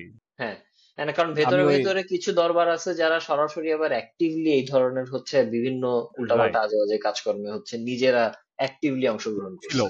এক্স্যাক্টলি, এবং ঐতিহ্যগত ভাবে ছিল। হুম। আসলে ব্যাপারটা কি দেখেন, এটা নিয়ে আমি একটু, যেহেতু পয়েন্টটা তুলছেন, আমি আসলে বার্ডস আই ভিউতে বলতে চাচ্ছিলাম, কিন্তু হুম। যেহেতু আপনি নুয়ান্স আনতে চাচ্ছেন, আসলে হুম। নুয়ান্সটা আলাপ করা জরুরি। হুম। আমার যতদূর পড়াশোনা আন্ডারস্ট্যান্ডিং, সেটা হচ্ছে এই ঐতিহ্যগত যেই আহ, মানে মানে এর মধ্যেও যে কিছু কিছু দরবার বা কিছু কিছু ফ্র্যাকশনের ব্যাপারে যে বিভিন্ন সময় অভিযোগগুলো পাওয়া যায়, যে তারা রাজনীতিকে বিশ্রীভাবে ব্যবহার করছে, হুম। রাজনীতিকে খুব বাজেভাবে ইসলামকে ব্যবহার করছে। হুম। যেমন ধরেন মুক্তিযুদ্ধের সময় কিছু ঘটনা, তার হুম। আগে দাঙ্গা সংঘাতের সময় কিছু ঘটনা। হ্যাঁ, আসলে বিশেষ করে ওই যে দেশভাগের সময়কার দাঙ্গার ইস্যুগুলিতেও তো এই ধরনের কিছু এই দরবার ধরনের শরীফের ব্যাপার আছে। হুম হুম। যে সংযোগ আছে। সারোয়ার পীর। হুম। এইখানে আমি যতদূর দেখি যে আসলে ইসলামের মূলধারা যে এটাই সুন্নিয়তি, হ্যাঁ, এই এই এই হাইপোথিসটাকে বরং এটা স্ট্রং করে। কারণ দেখেন, আপনি যখন ওয়াহাবিবাদ আনবেন, হুম। আপনি যখন আহলে হাদিস বা বিভিন্ন নতুন চিন্তাধারা আনবেন, আহলে হাদিসের বিকাশ আমি যত জানি উত্তর ভারতে হয়েছে। হুম। হ্যাঁ, ওয়াহাবিবাদের উত্থান সরাসরি আরব পেনিনসুলাতেই পরবর্তীতে হয়েছে। তো এই এগুলো যখন আপনি আনতে পারবেন, এগুলো তো বাই ভিন্ন মানে থিওরি, যেটা আপনাকে আনতে হবে অলরেডি এক্সিস্টিং সমাজের চিন্তাধারার মধ্যে ঢুকে। আপনি তো সরাসরি এসে ঢুকাইতে পারবেন না, যে কোনো একটা হুম। নতুন চিন্তা কিভাবে আসে। হুম, এই কারণেই দেখা যায় যে প্রথমেই কিছু দরবার গুলো বা কিছু দরবারের সাথে সম্পৃক্ত লোকেরা ধাপে ধাপে ওই ধরনের চিন্তার দিকে একটু একটু করে সুইচ করছে। হ্যাঁ, হুম। যে কম্পিটিশন, আমরা বেশি পিউরিটান, আমরা বেশি পিওর, আমাদের আমাদের চিন্তাটা, আমাদের ইন্টারপ্রিটেশনটা, আচ্ছা। ওয়াহাবিবাদরা বলতেছে আমাদের চিন্তাটা বেশি পিওর, এটা আরো হুম বেশি পিওর ইসলাম, তোমরা যা করছো হুম হলো কুসংস্কার। এটা আপনি হুম হুম। তখনই বলতে পারবেন যখন আপনি লোকাল কোনো একজন সুন্নিয়তের লোকই যদি সেই মুখে কথা বলে, সেইভাবে কথা বলে, তখনই আপনি সেটা প্রতিষ্ঠিত করতে পারবেন। রাইট, আমি বুঝতে পারছি। মানে হ্যাঁ, হ্যাঁ, মানে ইটস মানে ইটস লাইক এইভাবে, ইউজিং দ্য ট্রোজান হর্স, মানে নিজেদের নিজেদের মানুষের মতো করে হচ্ছে অ্যাট রাইট। লিস্ট ইনিশিয়ালি আপনাকে আমি অ্যাক্ট অনেক করতে হবে। সুন্নিয়তের সাথে সম্পৃক্ত মানুষের সাথে কথা বলছি, তারা এই দরবারগুলোকে ট্রোজান হর্স বলেই মনে করে। ইনফ্যাক্ট সুন্নিয়তের হুম হুম মূলধারার অনেক মানুষকে আমি সরাসরি বলতেছি যে তারা এই আহ, বরিশালের চরমোনাই, ওনাকে ওনাকে ওরা সুন্নিয়তের মধ্যে ধরেই না, হুম। আচ্ছা। হুম টোটালি ধরে না, এরকম আমি অনেকজনকে শুনছি। হুম ঠিক আছে, আমি এখন ধরেন থিওরিটিক্যাল বিষয়গুলোতে আমি ইন ডেপথ জানি না, হুম কিন্তু এই ব্যাপারটা আমি জেনারেলি তাদের মধ্যে অবজার্ভ করি। হুম হুম হুম, যেমন ধরেন ওদের মধ্যে জামাতের আকিদার থেকে 100 হাত দূরে থাকো, এটা একদম ডিফল্ট পজিশন। এটা কিন্তু তারা জামাতের 71-এ কি ভূমিকা ছিল সেই চিন্তাটাই করে না, তাদের একদম থিওরিতেই তারা এটা শুরু থেকেই পছন্দ করে না, বাই থিওরি তারা শুরু থেকে এটাকে অপছন্দ করে। ঠিক আছে, 71-এর ব্যাপারটা, 71 জামাতের ভূমিকা বরং ওইটা হচ্ছে গিয়ে তাদের জন্য যে এক্সট্রা মোরাল রিজন, যে দেখো ভাই মোরালিও যে ওরা প্রমাণ করছে ওরা কেমন, ওরা তখন ব্যাপারটাকে এভাবে উপস্থাপন করে। এই একইভাবে বাই থিওরিতে তাদেরকে আমি দেখি না যে ইয়েদেরকে ইনক্লুড করতে, চরমোনাইকে সেভাবে। এবং এখানে অনেক নিউয়ান্স থাকবে, কারণ এটাই যেহেতু মূলধারা, মূলধারা যত বেশি হবে তত আপনি নুয়ান্স বেশি দেখবেন। আমার এক পরিচিত ভাই একবার বলছিল যে পশ্চিমবঙ্গে তৃণমূল কংগ্রেস, বাংলাদেশে আওয়ামী লীগ বা বিএনপি, এরা হচ্ছে কার্নিভালের মতো। ঠিক আছে, আপনি মনে হয় জানেন কার কথা বলতেছি, আমি নামটা বিস্তারিত না বলি। আহ, এটা হচ্ছে কার্নিভালের মতো। কার্নিভালে যেমন সব রকম মানুষ আসে, যত বড় হবে তত সেখানে সব রকম মানুষ আসবে। তো আহলে সুন্নাহর ব্যাপারটা এরকম, এখানে অনেক ধরনের চিন্তা এক্সিস্ট করে, কিন্তু জেনারেলি তারা রিসালাতের ব্যাপারে একমত। তারা নিজেদেরকে শুধুমাত্র তৌহিদি জনতার যে তৌহিদি ভার্সন সেটার সাথে নিজেদেরকে অ্যালাইন করে না। তো এইটা একটা, আচ্ছা অনেক কথা হয়ে এটা গেছে। একটা খুব ইন্টারেস্টিং উদাহরণ দিয়েছেন কিন্তু। মানে হ্যাঁ, হ্যাঁ। আমার কাছে মনে হয়েছে যে এই লাস্টের এই একটা উদাহরণ হচ্ছে অনেক বেশি ক্লিয়ার করে গোটা ইয়েটাকে। হ্যাঁ, মানে যে কোনো কিছুই যখন হচ্ছে গণ গণতে পরিণত হয় তখন ওইখানে হুম, নানান ধারার মানুষজনের ইয়ে হয়, কিন্তু হুম, তারপরেও তার একটা বেসিক চরিত্র থাকে। রাইট। সো হ্যাঁ, মানে হ্যাঁ, আমরা যেরকম জানি যে আওয়ামী লীগের বেসিক চরিত্র কি, বিএনপির বেসিক চরিত্র কি, আবার সুন্নিদের একই সাথে বেসিক হচ্ছে চরিত্র যদি আপনি প্রশ্ন করেন, ওরা বলবে যে তাদের বেসিক চরিত্র হচ্ছে নবী প্রেম। তাদের ইন্টারপ্রিটেশনটা হচ্ছে যে আপনি কি বলে শুধু একত্ববাদ বুঝলেই হবে না, এর পরের ধাপটাই হচ্ছে গিয়ে নবীর প্রতি আপনার একটা ভালোবাসা থাকতে হবে। হ্যাঁ, নবীর প্রতি, খোদার প্রতি ভালোবাসায় আপনার তাকে নিকটে নিয়ে আসবে, সেটা আপনার নামাজ বলেন আর যে কোনো ইবাদত বলেন সেটাকে অর্থপূর্ণ করবে। হ্যাঁ, আচ্ছা, এখানে আমি আপনাকে একটু একটু একটু ক্যাচাল্লা প্রশ্ন করি, ঠিক আছে? ভাই কইরেন না, আচ্ছা করেন। আহ, আচ্ছা, না আমি প্রশ্ন না করে থাকতে পারছি না। আচ্ছা প্রশ্নটা করেন হচ্ছে করেন। এটা, যে এই যে পার্টিকুলারলি নবী প্রেমের পার্সপেক্টিভ থেকে যদি আমি কথা বলি, হুম, উপমহাদেশে হুম, আম, রাজনৈতিক মানে ধর্মীয় রাজনৈতিক কারণবশত অ্যাসাসিনেশনের যে ঘটনাগুলো, সেটার হুম, সূচনাই কিন্তু এই সাতিমে রাসূলের আইডিয়া থেকে। এবার এই হুম। নবী প্রেমকে কি হচ্ছে সাতিমে রাসূলে কনভার্ট করা বেশ ইজি না? হ্যাঁ, ইজি। আপনি এটাকে মানে কনভার্ট করতে পারবেন। এখন আপনি আসলে এটা খুবই ক্যাচাইলা প্রশ্ন করছেন। তো ক্যাচাইলা প্রশ্ন, একটা ক্যাচাইলা উত্তর দিই।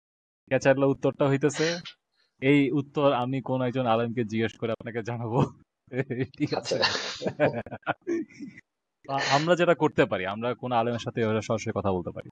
হ্যাঁ, হ্যাঁ, কখনো। এটা এটা দরকার ঠিক আসলে, আছে। কারণ বিশেষ করে হ্যাঁ, সুন্নিয়তের পার্সপেক্টিভ থেকে তারা হুম, তো নিজেদেরকে যেভাবে তাদের নিজস্ব যে ব্র্যান্ডিংটা সেটা হচ্ছে হুম। তুলনামূলক অনেকটা শান্তিপূর্ণ, তারা হচ্ছে ওপেন টু ইন্টারপ্রিটেশন। আবার একই ওপেন টু সাথে এটাও সত্য ইন্টারপ্রিটেশন। যে হ্যাঁ, যে নবীকে ভালোবাসবে, এখন আপনি যদি হ্যাঁ, নবীকে নিয়ে কটূক্তি করেন, হুম সেখান থেকে এই ধরনের ব্যাপার আসতেও পারে।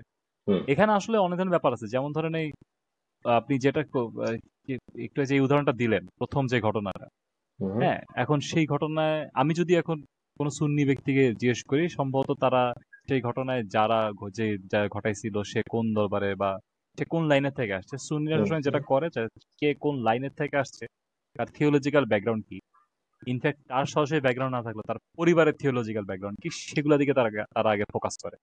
আচ্ছা তারা খুবই প্রথা নির্ভর, তাদের একটা রাইট সিলসিলার প্রতি খুব আছে, মানে মনোযোগ আছে, হুম একটা প্যাশন আছে। হুম হ্যাঁ, তবে এটা সত্ত্বেও আমি এটা বলতে পারি যে আহ, এখানে অনেক মিক্সড অপিনিয়ন পাওয়া যাবে। হুম আমি এটা ইন ডেপথ বলতে পারবো না, আপনি যে হুম প্রশ্নটা করছেন। হুম তবে এটা সত্য যে ওইখান থেকে ওটা শুরু হয়েছে। তবে আমি আবার এখানে উপমহাদেশের ধর্মীয় রাজনীতির শুরু হিসাবে আপনি যে এই ঘটনাটাকে না না, বলতেছেন। আমি ধর্মীয় রাজনীতির সূত্র ধরে যে অ্যাসাসিনেশন আমি সেটা হুম বলছি আর হুম। কি। ধর্মীয় আমার তো রাজনীতির মনে শুরু হয় তো ধর্মীয় আরো পুরাতন। ধর্মীয় রাজনীতির শুরু থেকে অ্যাসাসিনেশন উদাহরণ হয়তো আগেও পাওয়া যেতে পারে। ধরেন আপনি কি জি, বালাকোটের যুদ্ধের সময় পাবেন না, পাইতেও পারেন। আহ, হ্যাঁ, সেটা হতে পারে, সেটা পাওয়া যেতে পারে, কিন্তু আমি আমি পার্টিকুলারলি ওই যে আম, এই যে রঙ্গিলা রাসূল বিষয়ক যে হচ্ছে আহ, ঘটনাটা। ঘটনাটা ওইটা মাথায় হুম রেখে বলছি আর কি। আমি আমি ভুল হতে পারি, এটা জাস্ট একটা ইয়ে হিসেবে ধরে নেন আর কি, মানে আমার হুম। অজ্ঞতা হিসেবে ধরে নেন। এটা নিয়ে আমরা ভবিষ্যতে একটা আলাপ রাখতে পারি। হুম আহ, তবে আবার এটা একটা এক্সামিনেশন বিষয় যে ওইটাই কি প্রথম ধর্মীয় রাজনীতিকে ব্যবহার করে অ্যাসিনেশনের ঘটনা কিনা। এটা ইটসেলফ একটা আহ, কি হ্যাঁ, বলে, এটা ওপেন এটা একটা হাইপোথিসিস পয়েন্ট অফ হইতে পারে। ডিসকাশন হতে পারে, হ্যাঁ, কিন্তু হ্যাঁ। আমি আজকে ওইদিকে না যাই। আজকে আমরা মূল ইয়েতে থাকি। হ্যাঁ আচ্ছা, আমি এখন শর্টকাটে তো আমি সুন্নিদের টাইপ নিয়ে কিছু জিনিস আমি যদ্দূর জানলাম সেটা আপনাকে বললাম। এর হুম বাইরে আমি একটা জিনিস বলি, সেটা হচ্ছে হুম গিয়ে রিসেন্টলি তারা যে অস্তিত্বের সংকটে খুব বেশি অনুভব করতেছে এবং হুম অনেকদিন ধরে তারা ঐক্যবদ্ধভাবে হুম এই যে বিভিন্ন বিরোধী রাজনীতি মানে রাজনৈতিক শক্তি যারা ইসলামের মাধ্যমে রাজনীতিকে আহ মানে ইসলাম সম্পর্কে খুব গভীরভাবে জানে, সচেতন না, আমি সহ এরকম হুম মানুষদের মধ্যে যে একটা চিন্তা তৈরি করে দিতে পারছে যে মাজার সুন্নি এগুলো এলো খারাপ জিনিস। হ্যাঁ, হুম ঠিক আছে, এটা মূলধারা না, যদিও ওরা মূলধারা। হুম হুম হ্যাঁ, এটার বিরুদ্ধে যে মানে এই ধরনের একটা মানে জনমানুষে যে এই ধরনের একটা পপুলার অ্যাক্টিভিজম করতে পারছে, পপুলার হুম অ্যাক্টিভিজম করতে হলেও হুম রাজনৈতিক স্ট্রাকচার লাগে, যেটা হুম হুম হেফাজতের আছে, হুম। জামাতের তো খুব ভালো মতো আছে। হ্যাঁ, মানে হুম, রেজিমেন্টেশনের জন্য আপনার দুইটা একটা জিনিস রেজিমেন্ট। দরকার। হ্যাঁ। হ্যাঁ এক্স্যাক্টলি, রেজিমেন্টেশনের জন্য যেই যেই জিনিসগুলি দরকার আহলে সুন্নতের মধ্যে সেই জিনিসের অভাব আছে নিশ্চিতভাবে। আচ্ছা, নিশ্চিতভাবে, কারণ তারা সেদিকে আসলে যেতে চায় না। হ্যাঁ হুম। এখন ওই যারা এটা করতে পারছে হুম তাদের বিরুদ্ধে নিজেদের অস্তিত্বের সংকটের জন্য কিছু একটা করা দরকার, সামাজিক মুভমেন্ট হলেও করা দরকার, সেটা তারা অনুভব করছে। হুম করার পর তারা হচ্ছে নিজেদের ব্যানারে একটা মানে যেখান থেকে ঘটনাটা রিসেন্ট টাইমে শুরু, সেই আলাপটা আমরা আসিনি আসলে। হুম সেটা হচ্ছে তারা একটা এই যে ফিলিস্তিনের জন্য, ফিলিস্তিনের নিপীড়িত মুসলিমদের জন্য একটা আহ সমাবেশ বা কিছুর আয়োজন করতে যাচ্ছিল। হুম তো সেটা 26 তারিখে হওয়ার কথা ছিল। হ্যাঁ হুম। তো প্রথমে তারা এক জায়গায় অনুমতি পাইছে, আমি যে যতদূর জানি যে তারা তরর দিতে অনুমতি পাইছিল, পাওয়ার পরে সেটা হুট করে ক্যান্সেল করে দেয়। তারপর এই সেটাকে জিনিসগুলো কি এই জিনিসগুলো হায়দ্রাবাদে, কি এই জিনিসগুলো কি আমি পাবলিক ওই পয়েন্টে, ইনফরমেশন? এই জিনিসগুলো পাবলিক ইনফরমেশন। আচ্ছা যেমন ধরেন আমি ওই হুজুরের নামটা এখন মনে আসতেছে না, আমি এখনই সার্চ করে বের করতে পারবো হয়তো। ঠিক আছে, আবুল কাশেম ফজল হক কি ওনার নাম, আমি ভুলে গেছি। একজন আহ, যে মানে যিনি এখন এই মুভমেন্টের সাথে খুব বেশি মানে ওয়ান অফ দ্য নেতৃত্ব আর কি, একজন আচ্ছা গুরুত্বপূর্ণ আচ্ছা নেতা। আচ্ছা হ্যাঁ, রিসেন্ট সুন্নি মুভমেন্টে। তো উনার পোস্টে আমি এরকম দেখছি যে নিয়মিত আপডেট পাচ্ছিলাম যে হুম কিভাবে আপনার বারবার চেঞ্জ হচ্ছে, ভেনু চেঞ্জ হুম করে দিচ্ছে। হুম এখন ধরেন সুন্নিরা কনফিডেন্ট অ্যাবাউট দ্য নাম্বার, হুম তারা জানে তারা যদি সহযোগিতা সম্মেলন করে, তারা হেফাজত জামাতকে একজোট করে সম্মেলন করলেও তার থেকে বড় সম্মেলন করতে পারবে। এই ব্যাপারে আচ্ছা তারা কনফিডেন্ট, এটা নিয়ে তাদের রাইট মধ্যে কোনো ইয়া নেই, কনফিডেন্সের অভাব রাইট নেই। হুম আচ্ছা, হ্যাঁ, আবুল কাশেম ফজল হক, উনি একজন সম্ভবত মাওলানা মুফতি, আমি জামিয়া আহমদিয়া সুন্নিয়ার হুম, আচ্ছা আর কি শিক্ষক সম্ভবত উনি। তো উনার ইয়াতে আমি আপডেটগুলো পেতাম। তো এর মধ্যে দেখা গেল যে হঠাৎ করে ভেনু চেঞ্জ করে সায়দাবাদে নিয়ে গেল, মানে যেখানে রাখছে সেই জায়গায় বেশি লোক আসলেও তারা জড় হইতে পারবে না। রাইট ফলে লোক সংখ্যা কম দেখানোর রাজনীতি বলে আমার কাছে মনে হয়েছে। আচ্ছা। তারপর চেঞ্জ করে করা হইলো কোথায়? Press club. প্রেস ক্লাবে, হুম যেখানে এখন মেট্রো স্টেশন আছে। প্রেস ক্লাবের নিজস্ব আবার একটা গন্ডি আছে। মানে হুম এখানে এখানে ব্যারিকেড, সেখানে ব্যারিকেড দিয়ে আলটিমেটলি এমন একটা পরিস্থিতি তৈরি করা হয়েছে যে তারা একটা জায়গায় শান্তিতে, হ্যাঁ, ছায়া তলে বসে স্টেজ বানায়া, হ্যাঁ, যে হুম মাহফিল করবে, আলাপ করবে তাদের লিডাররা, আলেমরা, সেটার করার উপায় থাকলো না। হুম হুম হ্যাঁ, এইটা ছিল একটা রাজনীতি। আরেকটা রাজনীতি হচ্ছে, আমি সেই সমাবেশের দিন বের হয়ে অনেকের সাথে কথা বলছি, একটা রাজনীতি হচ্ছে যারাই বিভিন্ন জায়গা থেকে আসছে তারা সরাসরি বলছে যে তাদের উপর হামলা করছে হ্যাঁ, জায়গায় জায়গায়। দেখলাম বেশ কয়েক জায়গায় হয়েছে আসলে হামলা। অ্যাকচুয়ালি হামলা হয়েছে। হুম বাসের হামলাটা কিরকম, একটা হচ্ছে প্রশাসনের সহায়তায় বাসের চাবি নিয়ে রেখে দিছে, হুম হ্যাঁ, হুম আর একটা হচ্ছে কাকে জানি ধরে নিয়ে গেছিল। হুম আমি যেই ছেলের সাথে পার্টিকুলারলি কথা বলছি, একটা ছেলের সাথে, সে বলছে যে ওদের ইয়েতে ইচ্ছা মতো ওদের বাসে ঢিল মারছিল। হুম তো যারা ঢিল মারতেছিল রাস্তাতে, অন্ধকার রাস্তায়, তাদের সংখ্যা তারা গেস করছে হচ্ছে 5 থেকে 10 জনের বেশি হবে না। হুম এখন তারা যদি বাস ভর্তি ছেলে পেলে, একেবারে ইয়াং ছেলে পেলে, ধরেন এদের বয়স হইতেছে, সবচেয়ে সিনিয়র যে তার বয়সও 30-এর কম হবে ওই রাইট। বাসটাতে আর কি। আচ্ছা। হ্যাঁ, তো তারা কিন্তু এখানে কোনো হাতাহাতি মারামারি সংঘাতে যায় না, কারণ রাইট। তাদের সুন্নিদের লিডাররা বলছে যে কোনোভাবে তোমাদেরকে অ্যাটাক করলে তোমরা কিছু করবা না। এটা তাদের প্রতিপক্ষকে একটা সুযোগ করে দিবে যে হুম ভায়োলেন্ট ওরা। হ্যাঁ, ঠিক আছে, এটা হয়তো হুম ক্র্যাকডাউনের সুযোগ করে দিবে। আর হুম একটা হইতে পারে যে তাদের ভায়োলেন্ট বলে আহ, বুদ্ধিজীবী সমাজ থেকে আরো দূরে ঠেলে দেওয়া যাবে, কারণ হুম আমরা জানি, যদি বুঝি, আপনার আমার আলোচনায় পরিষ্কার যে হুম বুদ্ধিজীবীরা জানে কম, হুম হুম হ্যাঁ, বিভিন্ন ফ্র্যাকশন সম্পর্কে।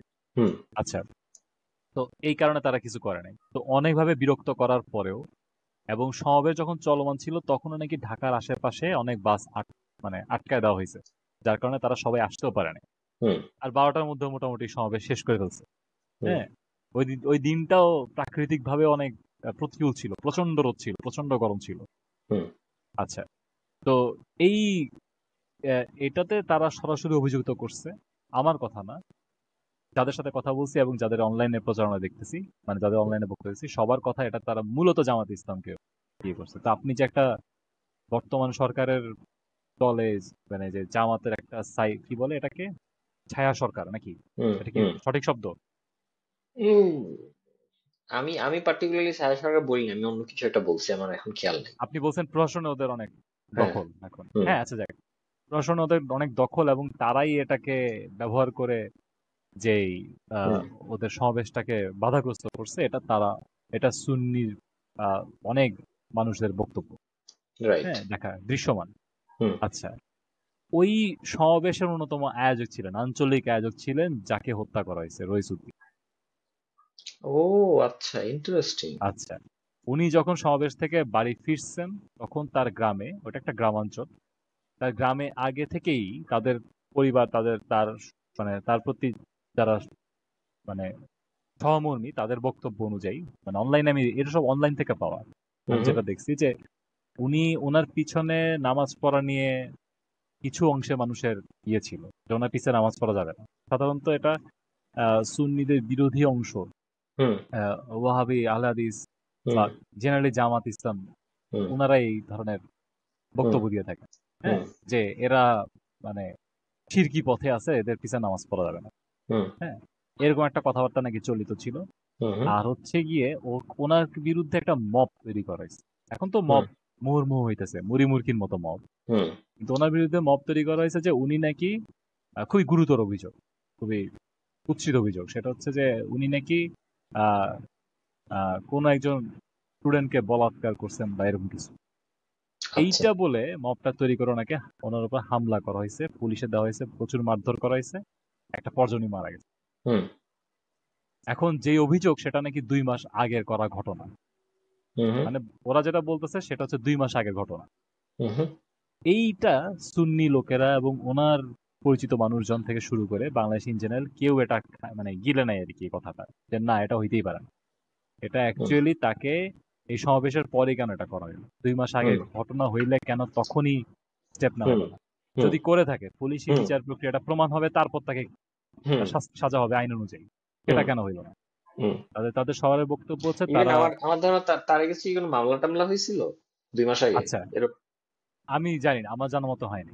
তার আচ্ছা। বিরুদ্ধে ওই সময় পুলিশ অভিযোগ নিছে, এবং আমি যেটা শুনছি যে তার বিরুদ্ধে এই ঘটনার কারণে একটা মামলা নেওয়ার চেষ্টা করা হয়েছে বারবার। সুন্নি প্রতিনিধিরা গিয়ে চেষ্টা করছে যে তাকে যাতে ন্যায় বিচার পায় সেই জন্য মামলা, কিন্তু ওই মামলাটা নাকি নেওয়া হয়নি রাইট।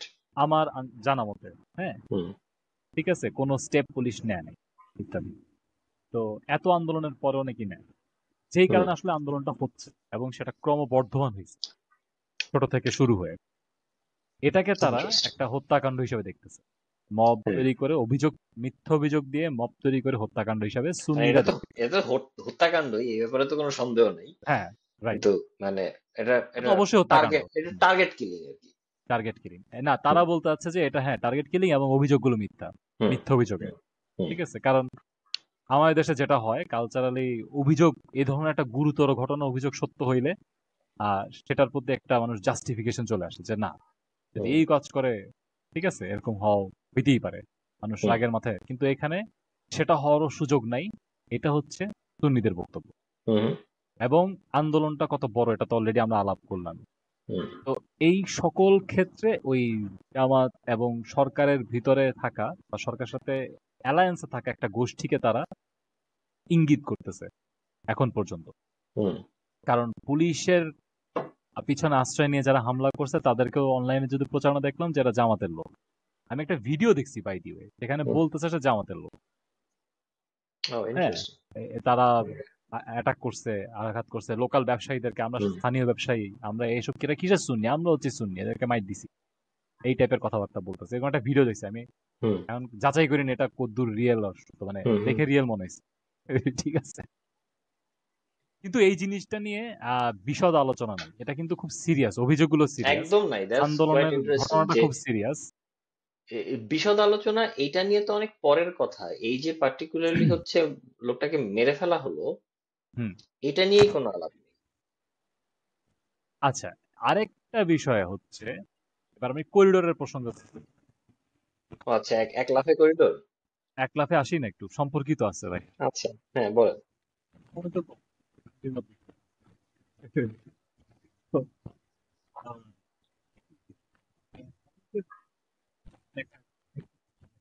আচ্ছা, আপনার অডিও আবার একটু ঝামেলা করছে, আমি শুনতে পাচ্ছি না। হ্যালো, এবার কি হবে? এখন শুনতে পাচ্ছি কিন্তু একটু ডিম।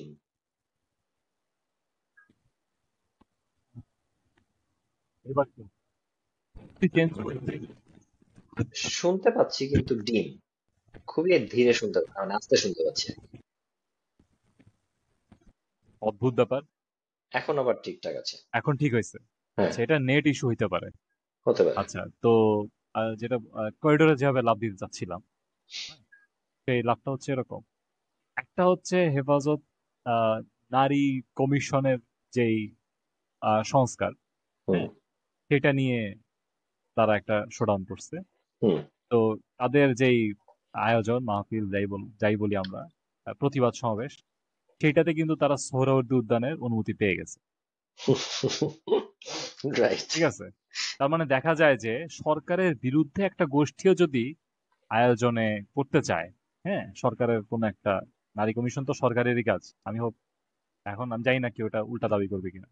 তো তাদের বিরুদ্ধেও যদি কোন একটা গোষ্ঠী প্রতিবাদ করে, তারা কিন্তু আহ অনুমতি পায় সোহরাওয়ার্দীতে। ঠিক আছে, এটা দৃশ্যমান, মানে এটা ইনক্লুসিভ, কিন্তু এই এই ইনক্লুশনে সুন্নিরা ইনক্লুডেড হয় নাই, এটাও প্রমাণিত। হুম। হ্যাঁ, যার কারণে একটা আলাপ, ইনফ্যাক্ট আমি আলাপটাতে কিছুটা মানে মনোযোগ দিতে চাই, একদম স্ট্রংলি না বললেও এটা হইতে পারে যে এই নারী কমিশনের রিপোর্টটা হুম। এবং এর বিরুদ্ধে হেফাজতের আলাপ, এইটা কি করিডোরের মতো একটা সিরিয়াস ইস্যু থেকে চোখ সরানো কিনা। ও, এটা তো অনেকেই বলতেছে। এটা আপনি শুধু বলছেন তা না, মানে বিশেষ করে রিসেন্ট সময়ে যতগুলো হাউকাউ তৈরি করার চেষ্টা করা হয়েছে, এটার ব্যাপারে অনেকেরই অভিযোগ এরকম যে হচ্ছে এটা মূলত মানে ওই ব্যাপারটা থেকে মানুষজনের মনোযোগ সরানোর একটা আহ প্রচেষ্টা। বিশেষত এই যে গাজীপুরে যে হচ্ছে হাসনাত আব্দুল্লাহর উপরে হামলা হলো, হুম হুম। এই হামলাটা নিয়েও তো একটা বড় অংশের আসলে আশঙ্কা যে এটা এটা করাই হলো হচ্ছে মূলত এই করিডোর রিলেটেড আলাপটাকে হচ্ছে ধামাচাপা দেওয়ার জন্য। হুম হুম কারণ অন্তত মেজর মিডিয়া গুলোতে তো হচ্ছে এই আম, হামলার ব্যাপারে হচ্ছে বড় বড় হেডলাইনে নিউজ হয়েছে। তো হুম। এটা খুবই পসিবল যে এই ধরনের একটা মানে আহ, আলাপকে ধামাচাপা দেওয়ার জন্য এর থেকেও বিস্ফোরক কোনো কিছু সামনে নিয়ে আসা। এবং যে when it comes to making things look very bad, হেফাজতে ইসলাম হুম। is a master of it. Right. So so um, হ্যাঁ, যার যেটা এক্সপার্টিস তাকে সেটা না, দেওয়া হলে। একটা হচ্ছে গিয়ে গভর্নমেন্ট কিন্তু চাইলেই একটা সমাবেশ আহ, আটকাই দিতে পারে। হ্যাঁ, হুম, এটার এটার উদাহরণ হচ্ছে সুন্নিদের সমাবেশটা করতে না দেওয়া হ্যাঁ, ঠিক মতো। হ্যাঁ, সোহরাওয়ার্দী দিতে কিন্তু হেফাজতকে দিচ্ছে। হ্যাঁ, হেফাজতকে দিলে দেখা যাচ্ছে যে গভর্নমেন্টকে অনেক ইনক্লুসিভ মনে হয়, কিন্তু সুন্নিদের হিসাবটা আনলে ইনক্লুসিভ মনে হচ্ছে না। এবং হুম, এখন এমন সময় হেফাজতকে দিচ্ছে যখন হেফাজত ওই যে একটা নারীর শাড়ি পরা প্রতিকৃতিতে ওই ঝুলায় ওটার পিঠে আবার অনেক কন্ট্রোভার্সি তৈরি করছে, মানে একের পর এক যে কন্ট্রোভার্সি তৈরি করা যাচ্ছে। হুম, হুম, ঠিক আছে, এই কন্ট্রোভার্সিটা যদি করিডোর প্রজেক্ট হয়, সেটার হুম, ব্যাপারে চোখ সরানোর ব্যাপারে যথেষ্ট অনুকূল। হুম। এবং সুন্নিদের ঘটনাটা এটা প্রমাণ করে যে আসলে গভর্নমেন্ট ইনক্লুসিভ না। হ্যাঁ, হুম, ঠিক আছে, আমি তার মানে আমি রিসেন্ট সময়ে দেখলাম সুন্নিদের ভেতরেও একটা অংশ হচ্ছে বেশ হ্যাঁ, শক্তভাবে এই করিডোর নারী রিলেটেড কমিশন আলাপ। না, হাই কমিশন না, যে করিডোর দুইটা নিয়ে রিলেটেড। আলাপ হয়েছে ভাই। হ্যাঁ, হ্যাঁ, দুইটা নিয়ে আলাপ করছে তারা। হ্যাঁ, করছে তারা। মানে হুম। এখন এরা এরা তো একটা আলাদা আলাদা রাজনৈতিক গোষ্ঠী হিসেবে নিজেদের দাঁড় করাতে চাচ্ছে, সুতরাং বিভিন্ন বিষয়ে তাদের হয়তো এখন আলাপ আস্তে আস্তে তারা শুরু করবে, এটা ট্রু। হুম। তো না, ওইটা ওই। করিডোর নিয়ে ভাই, করিডোর নিয়ে জেনারেল পারসেপশনে কিন্তু মানুষ, আমার মনে হচ্ছে অধিকাংশ, আমার ধারণা মতে আর কি, অধিকাংশ তো এভাবে বলা যায় না, আমার ধারণা মতো অধিকাংশ এটাকে খুব সন্দেহ চোখে দেখতেছে। কারণ হ্যাঁ, হচ্ছে, নিঃসন্দেহে, হ্যাঁ। হ্যাঁ কারণ হচ্ছে এই করিডোর সমস্যাটায় হেফাজত বা কওমিপন্থী ব্যক্তিদের থেকে তো আসতেছেই। সুন্নিরা এটা নিয়ে স্ট্রংলি বলছে। এনায়েতুল্লাহ আব্বাসী তো সরাসরি এটাই বলছে, আমি যেই মাত্র যে এইটাকে যে ষড়যন্ত্র তত্ত্বটা উপস্থাপন করার চেষ্টা করছি, হ্যাঁ, সেটাই সেটাই উনি এনায়েতুল্লাহ আব্বাসী, উনি কিন্তু সুন্নি হুজুর। হ্যাঁ, কিন্তু সুন্নিদের মধ্যে একটু মানে উনি অনেক ক্ষেত্রেই আবার এই কওমিদের সাথে মাঝে মধ্যে অ্যালাইন্ড হয়। হুম, দেখা যায় যে হুম, আর কি, ঠিক আছে। উনিও বলছে যে এটা সম্পূর্ণ একটা ষড়যন্ত্র, চোখ সরানো, নারী কমিশন থেকে শুরু করে এই সমাবেশ টমাবেশ যা প্রতিবাদ হচ্ছে, এটা করিডোর থেকে চোখ সরানোর সন্দেহ। এমনকি উনি তো মনে করে করিডোরের কারণে এমন যুদ্ধে পড়বে যেটাতে গরিব মানুষ শুধু শুধু মারা যাবে। উনি এরকম একটা, মানে ওনার ভিডিও বক্তব্য আছে, আপনি এটা খুঁজলে হুম। পাবেন। হুম। তো এই ব্যাপারটা অনেকেই আলাপ করতেছে। তো আমি এই জন্যই সুন্নিদের ব্যাপারটা থেকে এটাতে জাম্প করছি। কারণ আচ্ছা, আচ্ছা। ওই উদাহরণ থেকে এটা স্পষ্ট যে এরকম একটা কেস তৈরি করা যায় যে গভর্নমেন্টের এই নারী কমিশন এবং হেফাজতের বিদ্রোহ এটা একই সূত্রে গাঁথা। হুম, এই হুম, সূত্রটা হচ্ছে চোখ সরানো। হুম। ঠিক আছে। এটা আরেকটা এটা হইতাছে অস্বাভাবিক না, এটা খুবই স্বাভাবিক। আহ বৈশাল। বিশেষত আমরা যদি হচ্ছে আসলে করিডোরের ব্যাপারে যে আলাপগুলো হচ্ছে সেগুলোর একটা জিস্ট চিন্তা করি, হুম। তাহলে যুদ্ধ লেগে যাবে এটা তো একটা আম, একটা সম্ভাবনা নিয়ে আলাপ আমি হচ্ছে।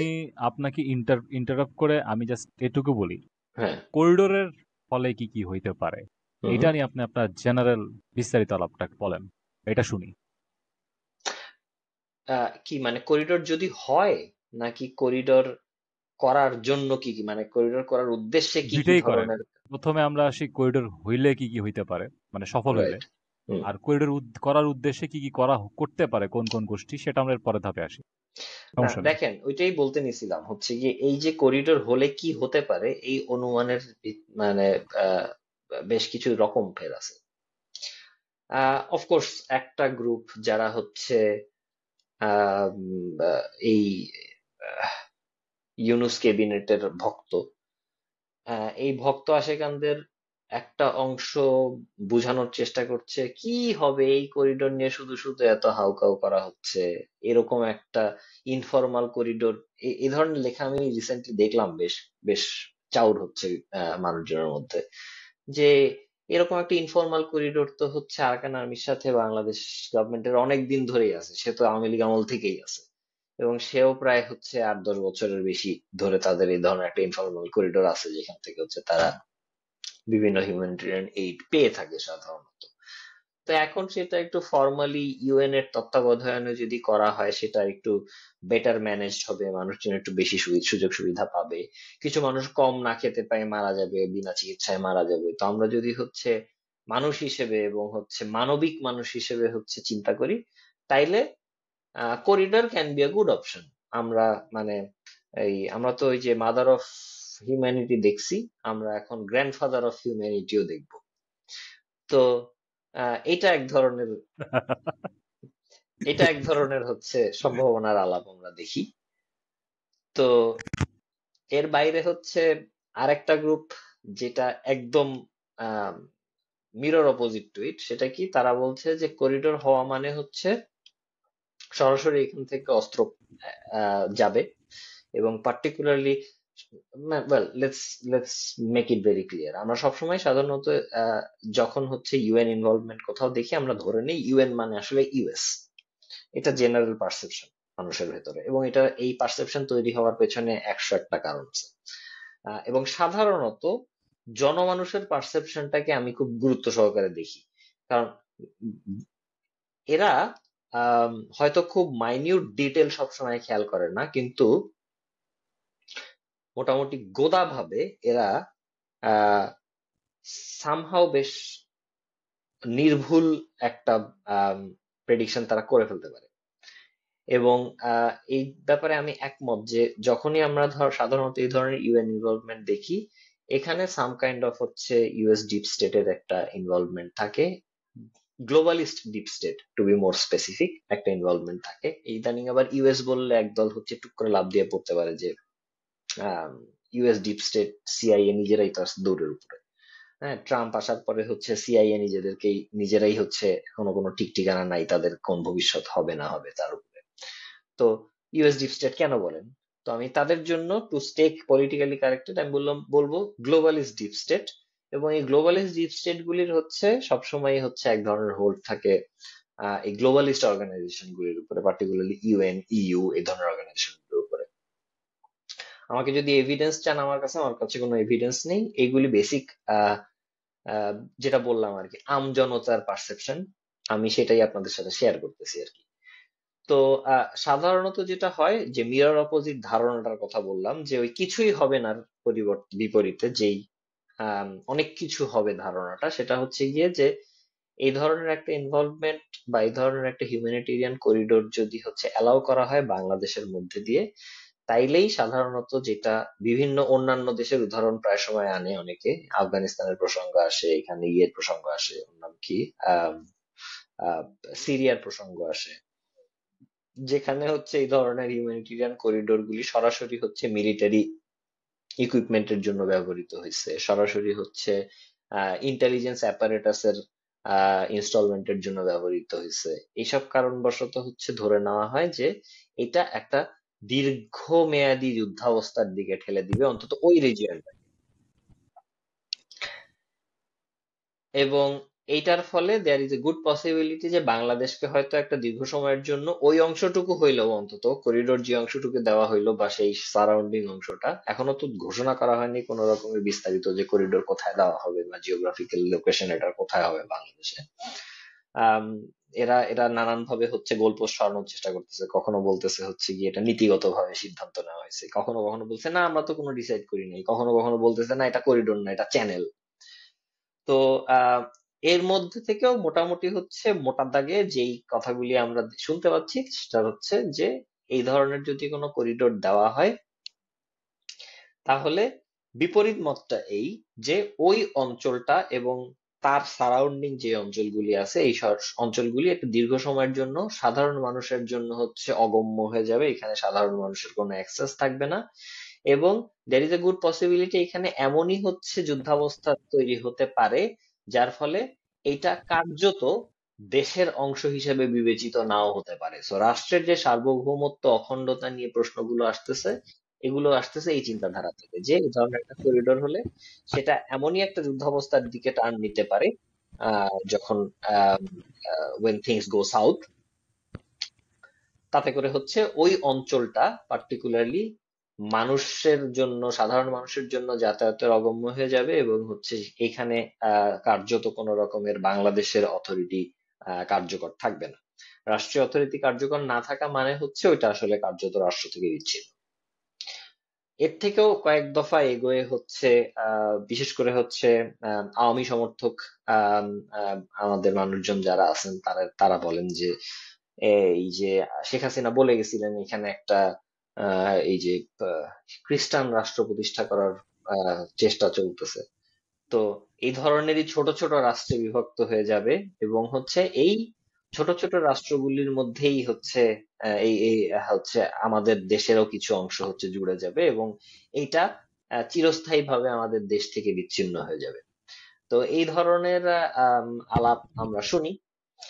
এগুলো একদম কি বলবো, তো এক্সট্রিম নেগেটিভ যে আলাপগুলো, এবং যেই কারণগুলো হচ্ছে মানুষের সামনে আসছে বারবার করে, যে কেন করিডোর ভয়ঙ্কর হয়ে দাঁড়াতে পারে।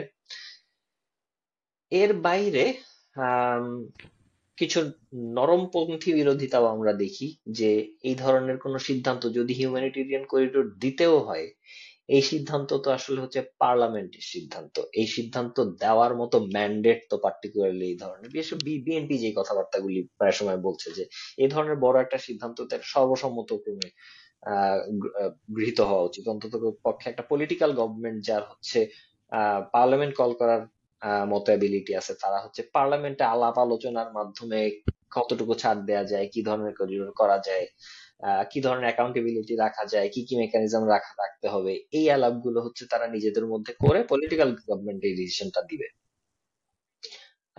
যাদের কোনো ম্যান্ডেট নাই তারা এই ধরনের ডিসিশন কেমনে নেয়? তো এই ধরনের একটা আলাপ হচ্ছে আমরা মোটামুটি দেখতেছি।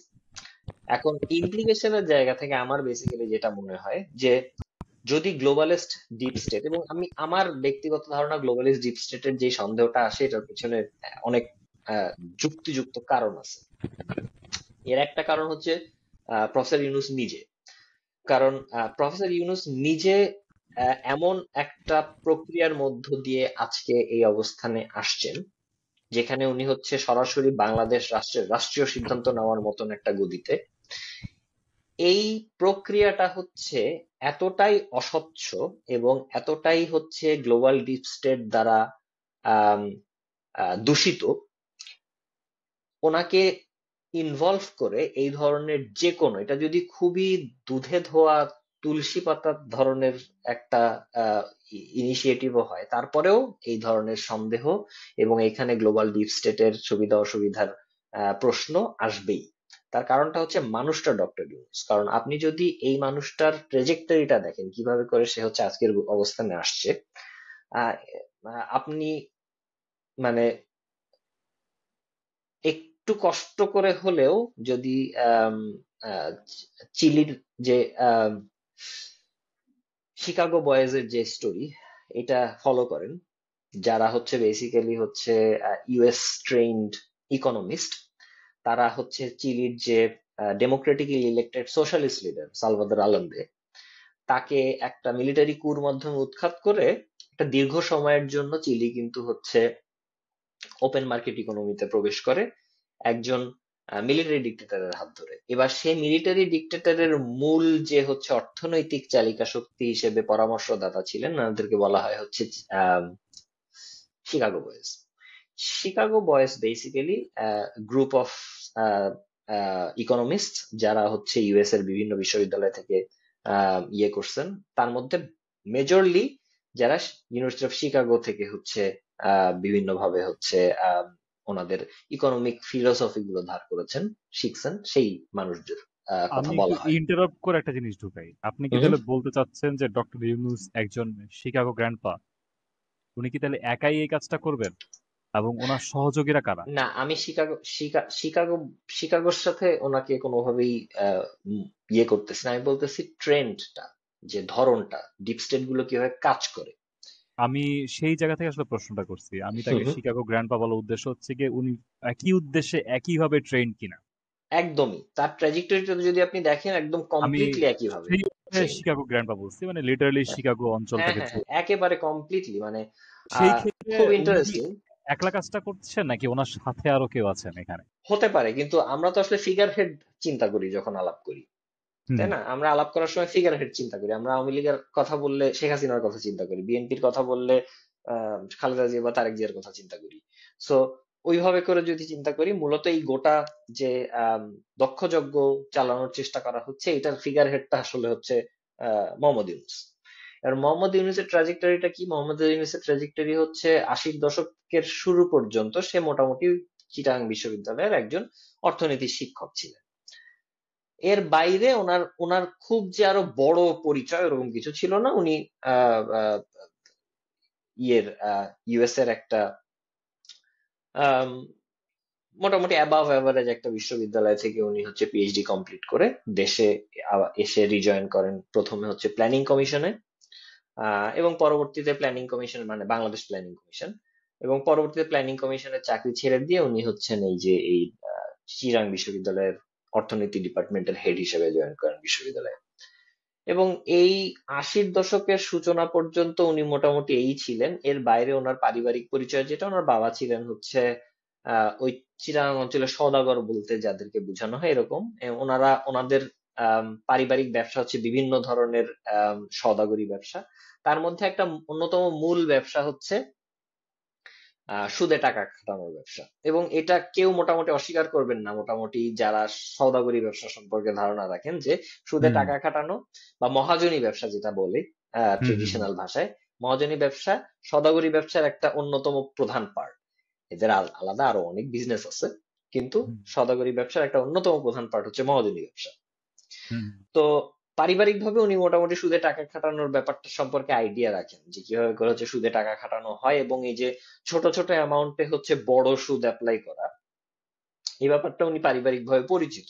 এটা কেউ অস্বীকার করতে পারবে না। এটা এম, আহ, ইউনূস সাহেব নিজে যদি আজকে এসে অস্বীকার করেন করতে পারেন, কিন্তু সাধারণ জ্ঞান মানুষের যেটা, এটা বদলাবে না এতে করে। হুম তো এবার আম, এরকম একজন মানুষ যিনি হইতেছে পরবর্তী সময়ে বিশ্ববিদ্যালয়ের শিক্ষক হলেন অর্থনীতির, এবং বিশ্ববিদ্যালয়ের শিক্ষক হওয়ার পরে উনি হচ্ছে কিছু পাইলট প্রজেক্ট হাতে নিলেন ওনার রিসার্চ প্রজেক্ট হিসেবে।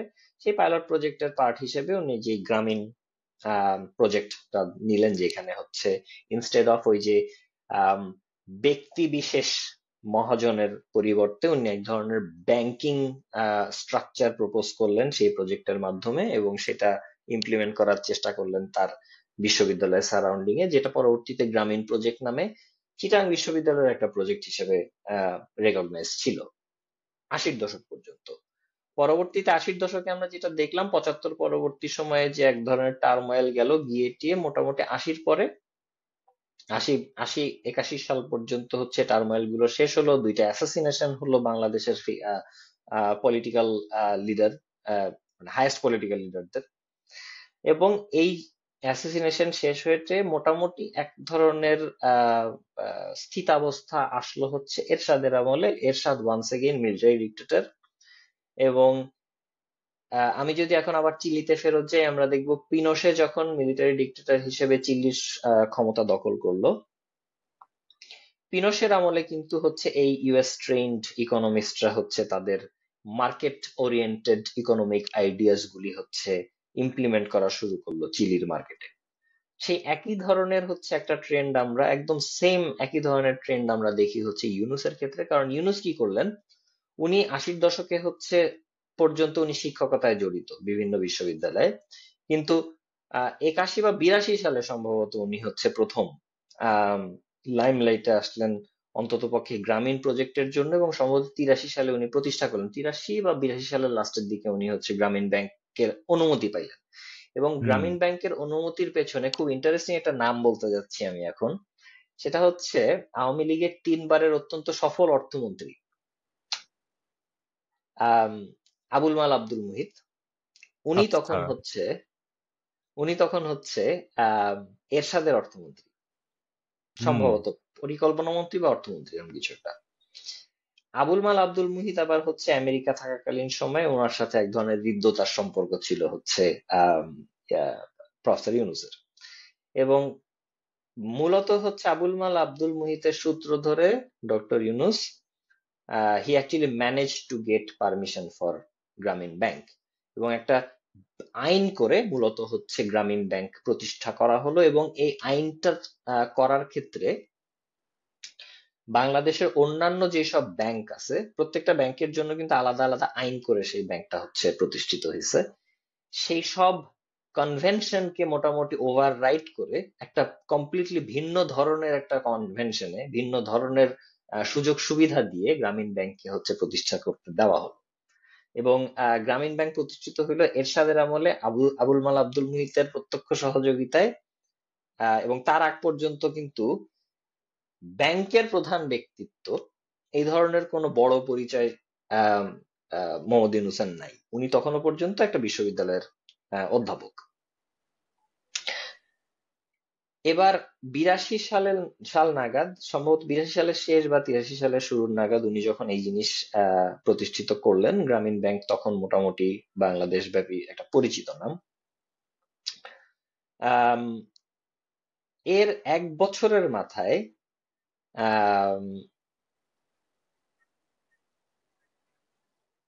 ডক্টর ইউনূস মনোনীত হলেন আইজেনহাওয়ার ফেলোশিপের জন্য। এবার আপনি যদি একটু গুগল করেন আপনি দেখবেন আইজেনহাওয়ার ফেলোশিপটা হচ্ছে মূলত ইউএস স্টেট ডিপার্টমেন্টের ফান্ডেড একটা ফেলোশিপ।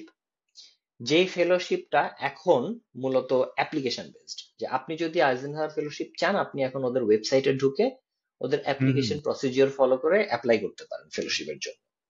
কিন্তু 80-র ওকে। দশকে আইজেনহাওয়ার ফেলোশিপটা ছিল হচ্ছে nomination based. So basically US এর প্রভাবশালী মানুষজন যারা বিভিন্ন দেশে পোস্টেড, তারা হচ্ছে বিভিন্ন দেশের বিভিন্ন পোটেনশিয়াল মানুষ যাদেরকে হচ্ছে ইউএস তাদের এই ডিপ্লোম্যাটিক রিলেশন বলেন বা হচ্ছে তাদের ইকোনমিক ফিলোসফি বলেন এইসব ব্যাপারে হচ্ছে ব্যবহার করতে পারে, এই ধরনের মানুষজনকে হচ্ছে নমিনেট করত।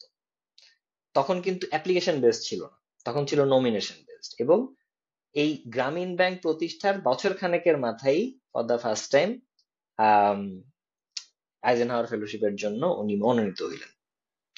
এবং আপনার এরকম কোনো ফেলোশিপ নাই তো ভাই? না ভাই, এখনো নাই এখনো নাই? আচ্ছা, বলেন বলেন ফরচুনেটলি। বলেন।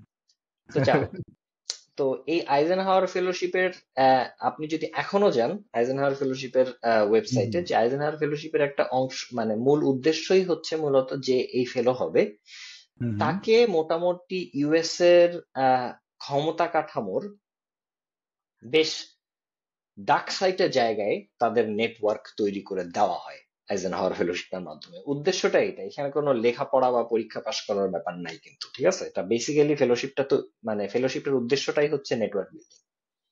হুম। এবার আইজেনহাওয়ার ফেলোশিপের মাধ্যমে হচ্ছে যখন এই ধরনের একটা বড় নেটওয়ার্কের সাথে যুক্ত হলেন উনি, এর পরপরই কিন্তু আমরা দেখি 83 সালে আহ সম্ভবত প্রথম বাংলাদেশি নাগরিক, এবং আমি ঠিক নিশ্চিত না ভারতীয় উপমহাদেশে ওনারা কেউ পাইছে কিনা, পাইতেও পারে, আহ র্যামন ম্যাগসেসে পুরস্কারের জন্য উনি মনোনীত হলেন।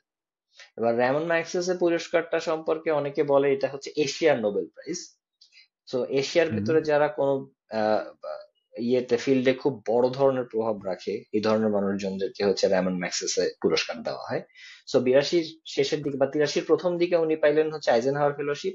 তার কয়েক মাস বা 5-6 মাসের মাথায় 83-র শেষের দিকে এসে উনি পাইলেন র্যামন ম্যাগসেসে পুরস্কার। এবারে র্যামন ম্যাগসেসেকে যদিও বলা হয় এশিয়ান নোবেল, কিন্তু জানলে খুব আশ্চর্য হবেন র্যামন ম্যাগসেসের প্রতিষ্ঠাতা কিন্তু হচ্ছে আহ রথচাইল্ড ফাউন্ডেশন। হুম। এবার এটা দেওয়া হয় এশীয়দের, কিন্তু র্যামন ম্যাগসেসে প্রতিষ্ঠিত হয়েছে রথচাইল্ড ফাউন্ডেশনের হাত ধরে। এবার রাইট। রথচাইল্ডের ব্যাপারে আমি আলাদা করে খুব বেশি কিছু বলবো না, অনেকেই জানেন। তো হুম ওই হুম। আলাপে গেলে আরো বড় হয়ে যাবে, ওই আলাপে না যাই। তো র্যামন ম্যাগসেসে পাইলেন হচ্ছে উনি 83 সালের শেষের দিকে এসে, এবং ওই সময়ই মোটামুটি হচ্ছে ক্লিন্টন পরিবারের সাথে ওনার পরিচয়। কারণ আপনি দেখেন ক্লিন্টন খুব সম্ভবত ওই সময় হচ্ছে আরকানসাসের গভর্নর, বিল ক্লিন্টন। এবার স্টেট অফ আরকানসাস এর গভর্নর হিসেবে র্যামন ম্যাক্সিস সরি ইয়ে একজন ফেলো আইজেনহাওয়ার ফেলোর সাথে ওনার পরিচয় পরিচয়ের সূত্রপাত হওয়াটা কিন্তু খুব আশ্চর্য না। আমি যদিও এখানে এক ধরনের অনুমান নির্ভর কথা বলছি। আম, এমন হতে পারে যে আম, হয়তোবা এই আইজেনহাওয়ার ফেলোশিপের সূত্র ধরেই ওনাদের সাথে পরিচয় স্থাপিত হয়েছে মোহাম্মদ ইউনূসের, আবার নাও হতে পারে। কিন্তু আমি একটা লাইকলি সিনারিও বলছি। সো এর পরবর্তীতেই কিন্তু আমরা মোটামুটি দেখি হচ্ছে যে বিশ্বব্যাপী যে বিরাট পরিচিতি পাওয়া শুরু হলো মোহাম্মদ ইউনূসের। এটা খুব একটা ইন্টারেস্টিং আলাপ বলছিল হচ্ছে গিয়ে আহমদ ছফা 1995 সালে ব্রাত্য রাইসুর সাথে একটা ইন্টারভিউয়ে, হুম যে হুম। আম, মানে যে পৃথিবীর এমন কোনো পুরস্কার না, এই ধরনের একটা পুরস্কার রিলেটেড কোন একটা কিছু, যে পৃথিবীর এমন কোনো পুরস্কার নাই যেটা উনি সম্ভবত পান নাই, বা এই জাতীয় কিছু একটা। কে তখনও পান উনি নাই? নোবেল প্রাইজ পান নাই, ইয়ের কথা বলা হচ্ছে। আপনি কি আহ, বলছেন মানে মোস্তফা ইউনূস সম্পর্কে এটা আগে বলছিলেন? হ্যাঁ, আচ্ছা আচ্ছা, 95 সালে। 95 সালে তো, আচ্ছা হুম। আচ্ছা, তো তো বহু এটা আগে কথা। হ্যাঁ, এটা শুনে আবার হচ্ছে ইয়ে জিজ্ঞেস করতেছে যে এর নাম কি, ব্রাত্য জিজ্ঞেস করে, আপনি কি ওনাকে নিয়ে জেলাস? হুম হুম। তো আহমদ ছফা বলছে, আমি যদি জেলাসি থেকেও বলি তারপরেও এই এই বলায় কোনো ক্ষতি নেই। ওনার নিজস্ব একটা ব্যাখ্যা ছিল, আমি ওই ব্যাখ্যায় না যাই, এটা পরের কথা। হুম আমি যেটা যেই যেই আলাপে আসতে যাচ্ছি ট্র্যাজেক্টরিটা দেখানোর জন্য, যে মোহাম্মদ ইউনূস, কারণ হুম। করিডোরের সাথে এটা রিলেটেড কেন, why are we talking about corridor and why corridor is being seen as a very suspicious thing. Right. এবার পরবর্তীতে এই যে এই 80-র দশকের মাঝামাঝিতে এসে আমরা দেখতেছি হচ্ছে মোহাম্মদ ইউনূস খুবই শক্তভাবে ইউএস আম, ডিপ আমি বলবো ডেমোক্রেট গ্লোবালিস্ট যে ক্যাম্প, সেটার সাথে শক্তভাবে জুড়ে যাচ্ছেন উনি। একটা খুবই মানে প্রভাবশালী মুখ হয়ে উঠছেন ওইখানে, ওই ওই স্ট্রাকচারটার ভেতরে। এখানে আহ একটা জিনিস আমাদের মাথায় রাখা দরকার, পরবর্তী সময় যখন এরশাদের পতন হয়, অর্থাৎ এরশাদের পতন হলো 90-তে, আহ প্রথমবারের মতো হচ্ছে ইয়ে তৈরি হলো, তত্ত্বাবধায়ক সরকার তৈরি হলো 90 সালে। এবার 90 সালের যে তত্ত্বাবধায়ক সরকার, সেখানে যেহেতু সরাসরি হচ্ছে তখন ডক্টর ইউনূস হচ্ছে এরশাদ সরকারের আশীর্বাদ পুষ্ট একজন মানুষ। এখন যেরকম আমরা প্রায় সময় দেখি ওই যে জুলকারনাইন সাহেব প্রায় সময় হচ্ছে অমুক তমুকের নাম এনে হাজির করেন, অমুকে তো হচ্ছে হাসিনার সুবিধাভোগী, অমুকে তো হচ্ছে আওয়ামী লীগের তল্পি বাহক বলে হচ্ছে, কিন্তু তাও এখনো সে অমুক জায়গায় পোস্টেড, তাকে অমুক জায়গা তমুক জায়গা থেকে তমুক জায়গায় পোস্ট করা হয়েছে। পিনাকি হচ্ছে হুম একটা হুম। ভিডিও হুম হুম।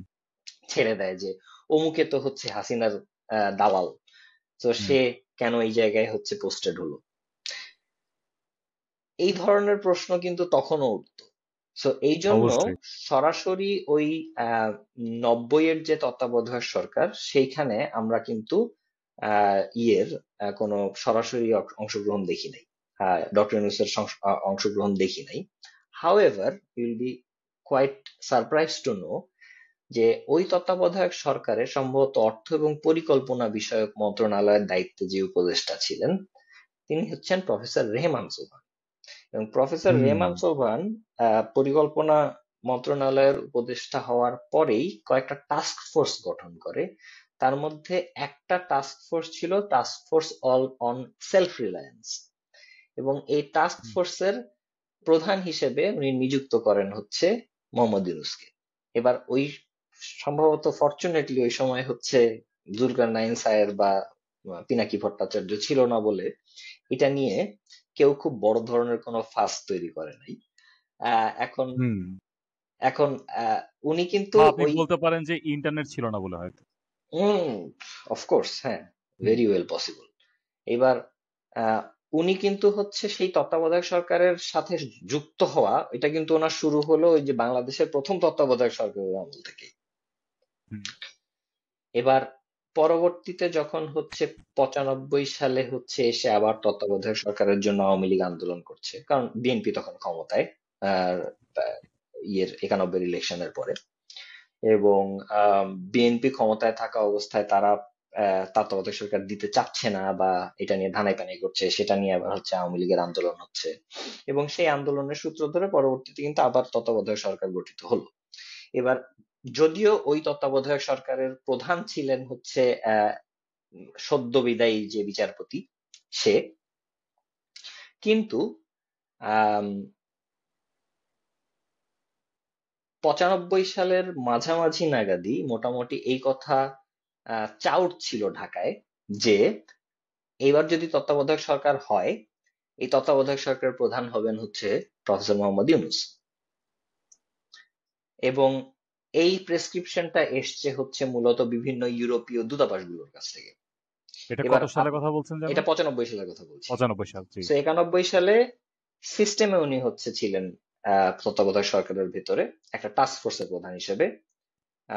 পরবর্তী সময়ে হচ্ছে যখন 95 সালে তত্ত্বাবধায়ক সরকারের আন্দোলন চলমান, এই আন্দোলন চলমান থাকা অবস্থায় এই ধরনের কথা চাউর হলো যে ওনাকে তত্ত্বাবধায়ক সরকার প্রধান করতে হবে, এবং এই প্রস্তাবনাগুলো এসছে মূলত বিভিন্ন ইউরোপীয় দূতাবাসের কাছ থেকে। এবার আপনি জিজ্ঞেস করতে পারেন সূত্রটা কি। সূত্রটা মূলত হচ্ছে যে ইন্টারভিউটার কথা আমি বললাম আপনাকে, আহমদ সফার, ব্রাত্য রাইসুর সাথে দেয়া, সেই ইন্টারভিউতে খুব স্পেসিফিক্যালি আহমদ সফা উল্লেখ করছেন যে আমরা শুনতে পাচ্ছি যে ইউরোপীয়রা প্রেসক্রিপশন দিচ্ছে যে ডক্টর মোহাম্মদ ইউনূসকে হচ্ছে ভাই, ইয়ে এই করা হোক। ইন্টারভিউটার লিঙ্কটা আমাকে দিয়েন তো, তাহলে আমরা এই ভিডিওতে আপলোড করার সময় সাথে অফকোর্স, জুড়ে দিলে অবশ্যই ভালো হবে। অফকোর্স দিব, হ্যাঁ, জি, জি। শিওর।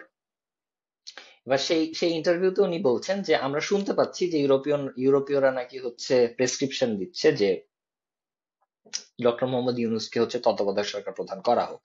এবং আহমদ ছফা খুব রাইটলি যেটা বলছেন, খুব ইন্টারেস্টিংলি উনি উনি পিন পয়েন্ট করে বলছেন যে এটা একটা বড় ধরনের পয়েন্ট অফ কনসার্ন, যে বাংলাদেশের যে ওভারঅল ডানপন্থী যাত্রা রাজনীতির, এইটা একটা কনসার্ন, কিন্তু তার সাথে এইটা একই রকম ভাবে একটা বড় কনসার্ন যে ইউরোপীয়রা ডক্টর ইউনূসের মতো একজন ব্যক্তিত্ব যে হচ্ছে নিওলিবারাল আইডিওলজি এবং মার্কেট ইকোনমির হচ্ছে ধারক বাহক, এই ধরনের মানুষজনকে হচ্ছে একটা অনির্বাচিত সরকার পদ্ধতির মাধ্যমে ডিসিশন মেকিং পজিশনে নিয়ে যাওয়া।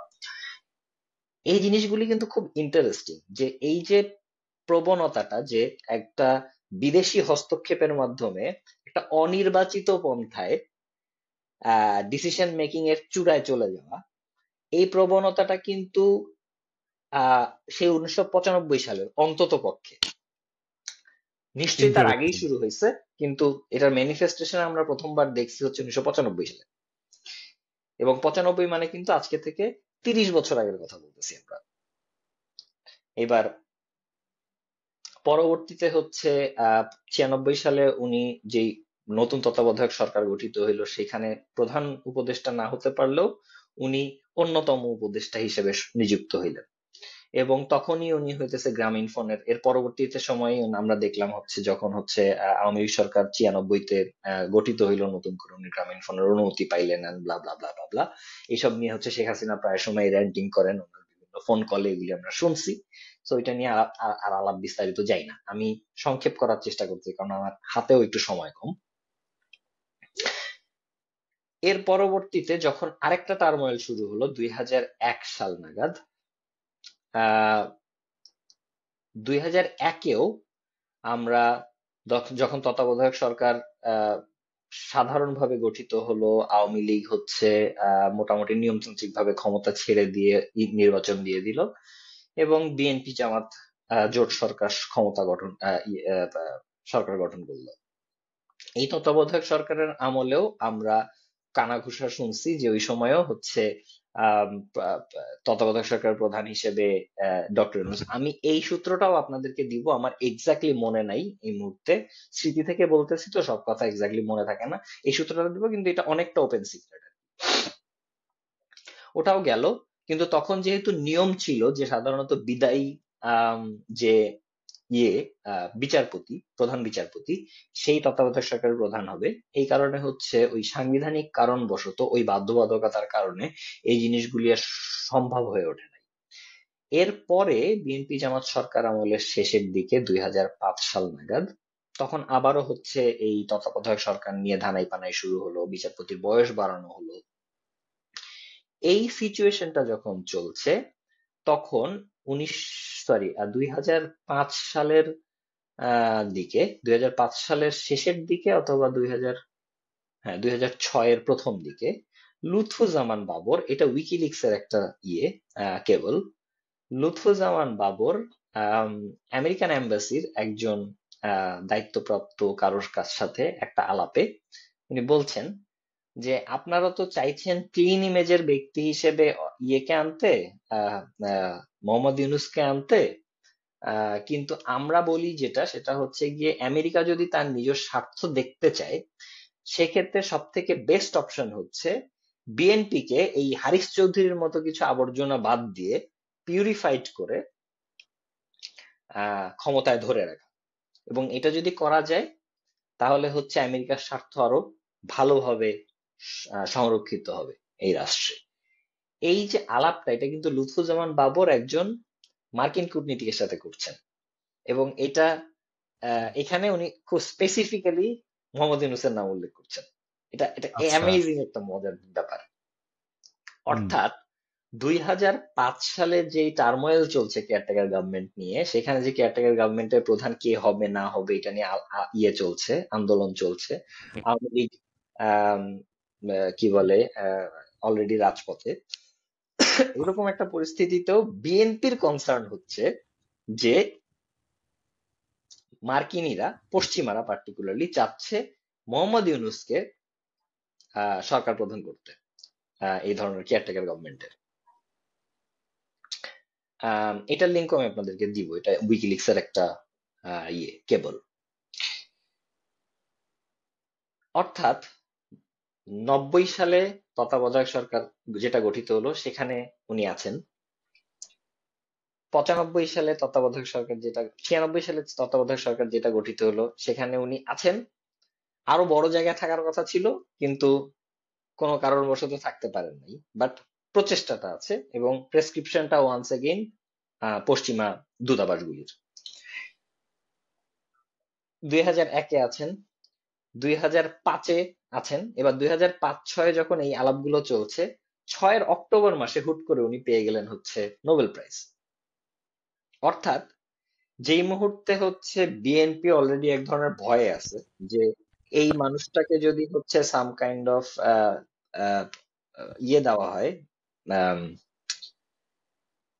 ফ্রিডম দেওয়া হয় তার ইচ্ছা মতো চলার, সেক্ষেত্রে there is a good possibility যে এর বন্ধু বান্ধব এত উঁচু জায়গায় আছে যে এদেরকে আমি সামলাতে পারবো না।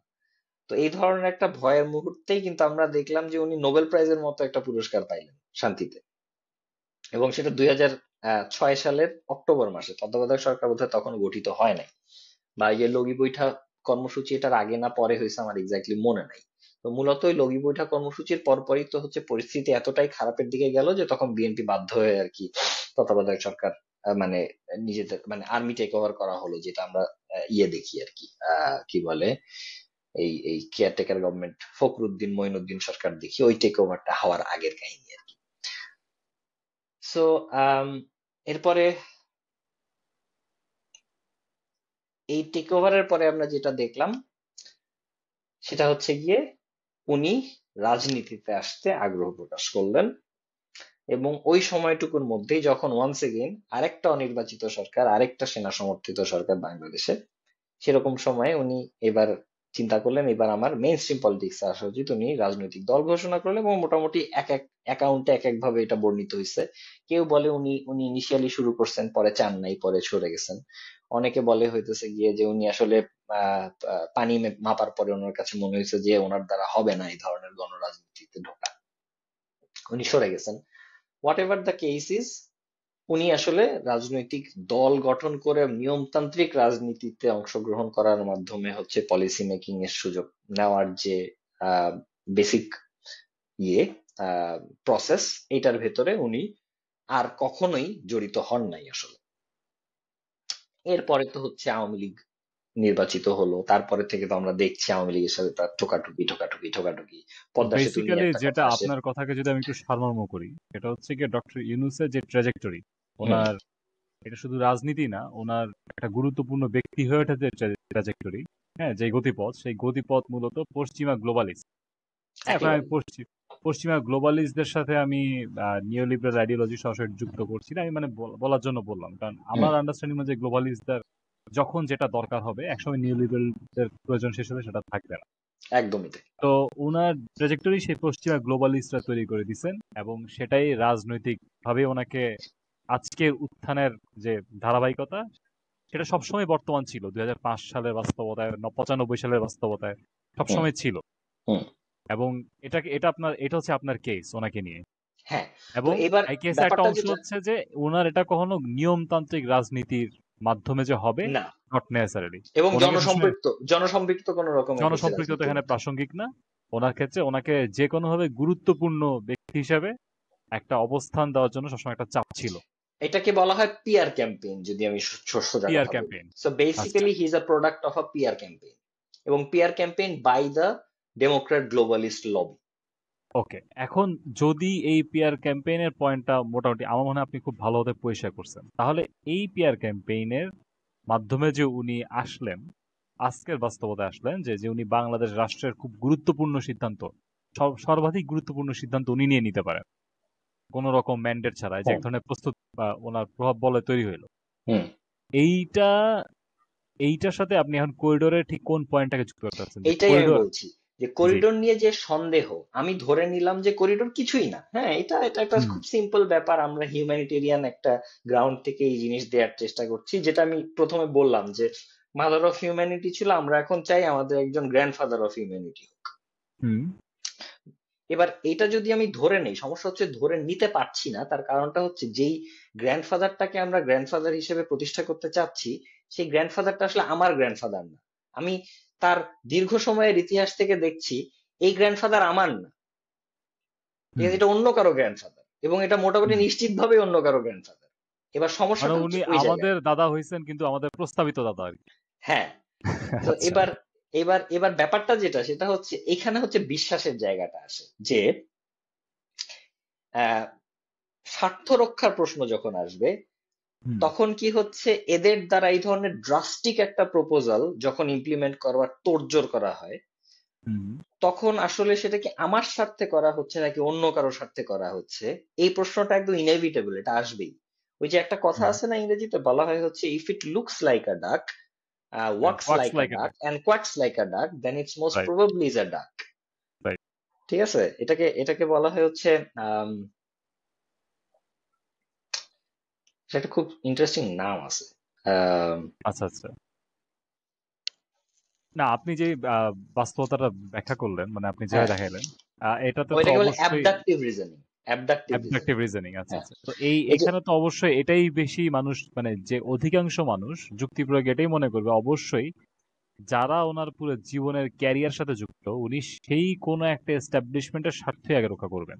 একদমই তাই, কারণ একদমই কেউ তাই। যদি কাউকে তুলতে পারে সে তাকে নামাইতে পারে, এটা ইনফ্যাক্ট হুম ব্যক্তি স্বার্থের পয়েন্ট অফ ভিউ থেকে দেখলেও হুম এই মানে সন্দেহটা খুবই যৌক্তিক। হুম এবং এবং করিডোর নিয়ে যে এন্টায়ার আলাপ আলোচনা হয়, সেটার মূল হুম পয়েন্টটাই হচ্ছে এটা, যে এটা প্রস্তাবিত হচ্ছে এমন একজন মানুষ দ্বারা যাকে হুম সন্দেহ না করাটা বোকামি। হুম একটা হচ্ছে আপনি এই কেসটা তৈরি করছেন যে তাকে সন্দেহ না করাটা বোকামি। আমি বরং আরো স্ট্রং কেস বলতে চাচ্ছি যে আমাদের আসলে এই করিডোরটার দরকারটা কি, মানবিক এটাই করিডোর ওটাই কার, বললাম, আমি কার ওটাই বললাম মানবিকতার যে, জন্য।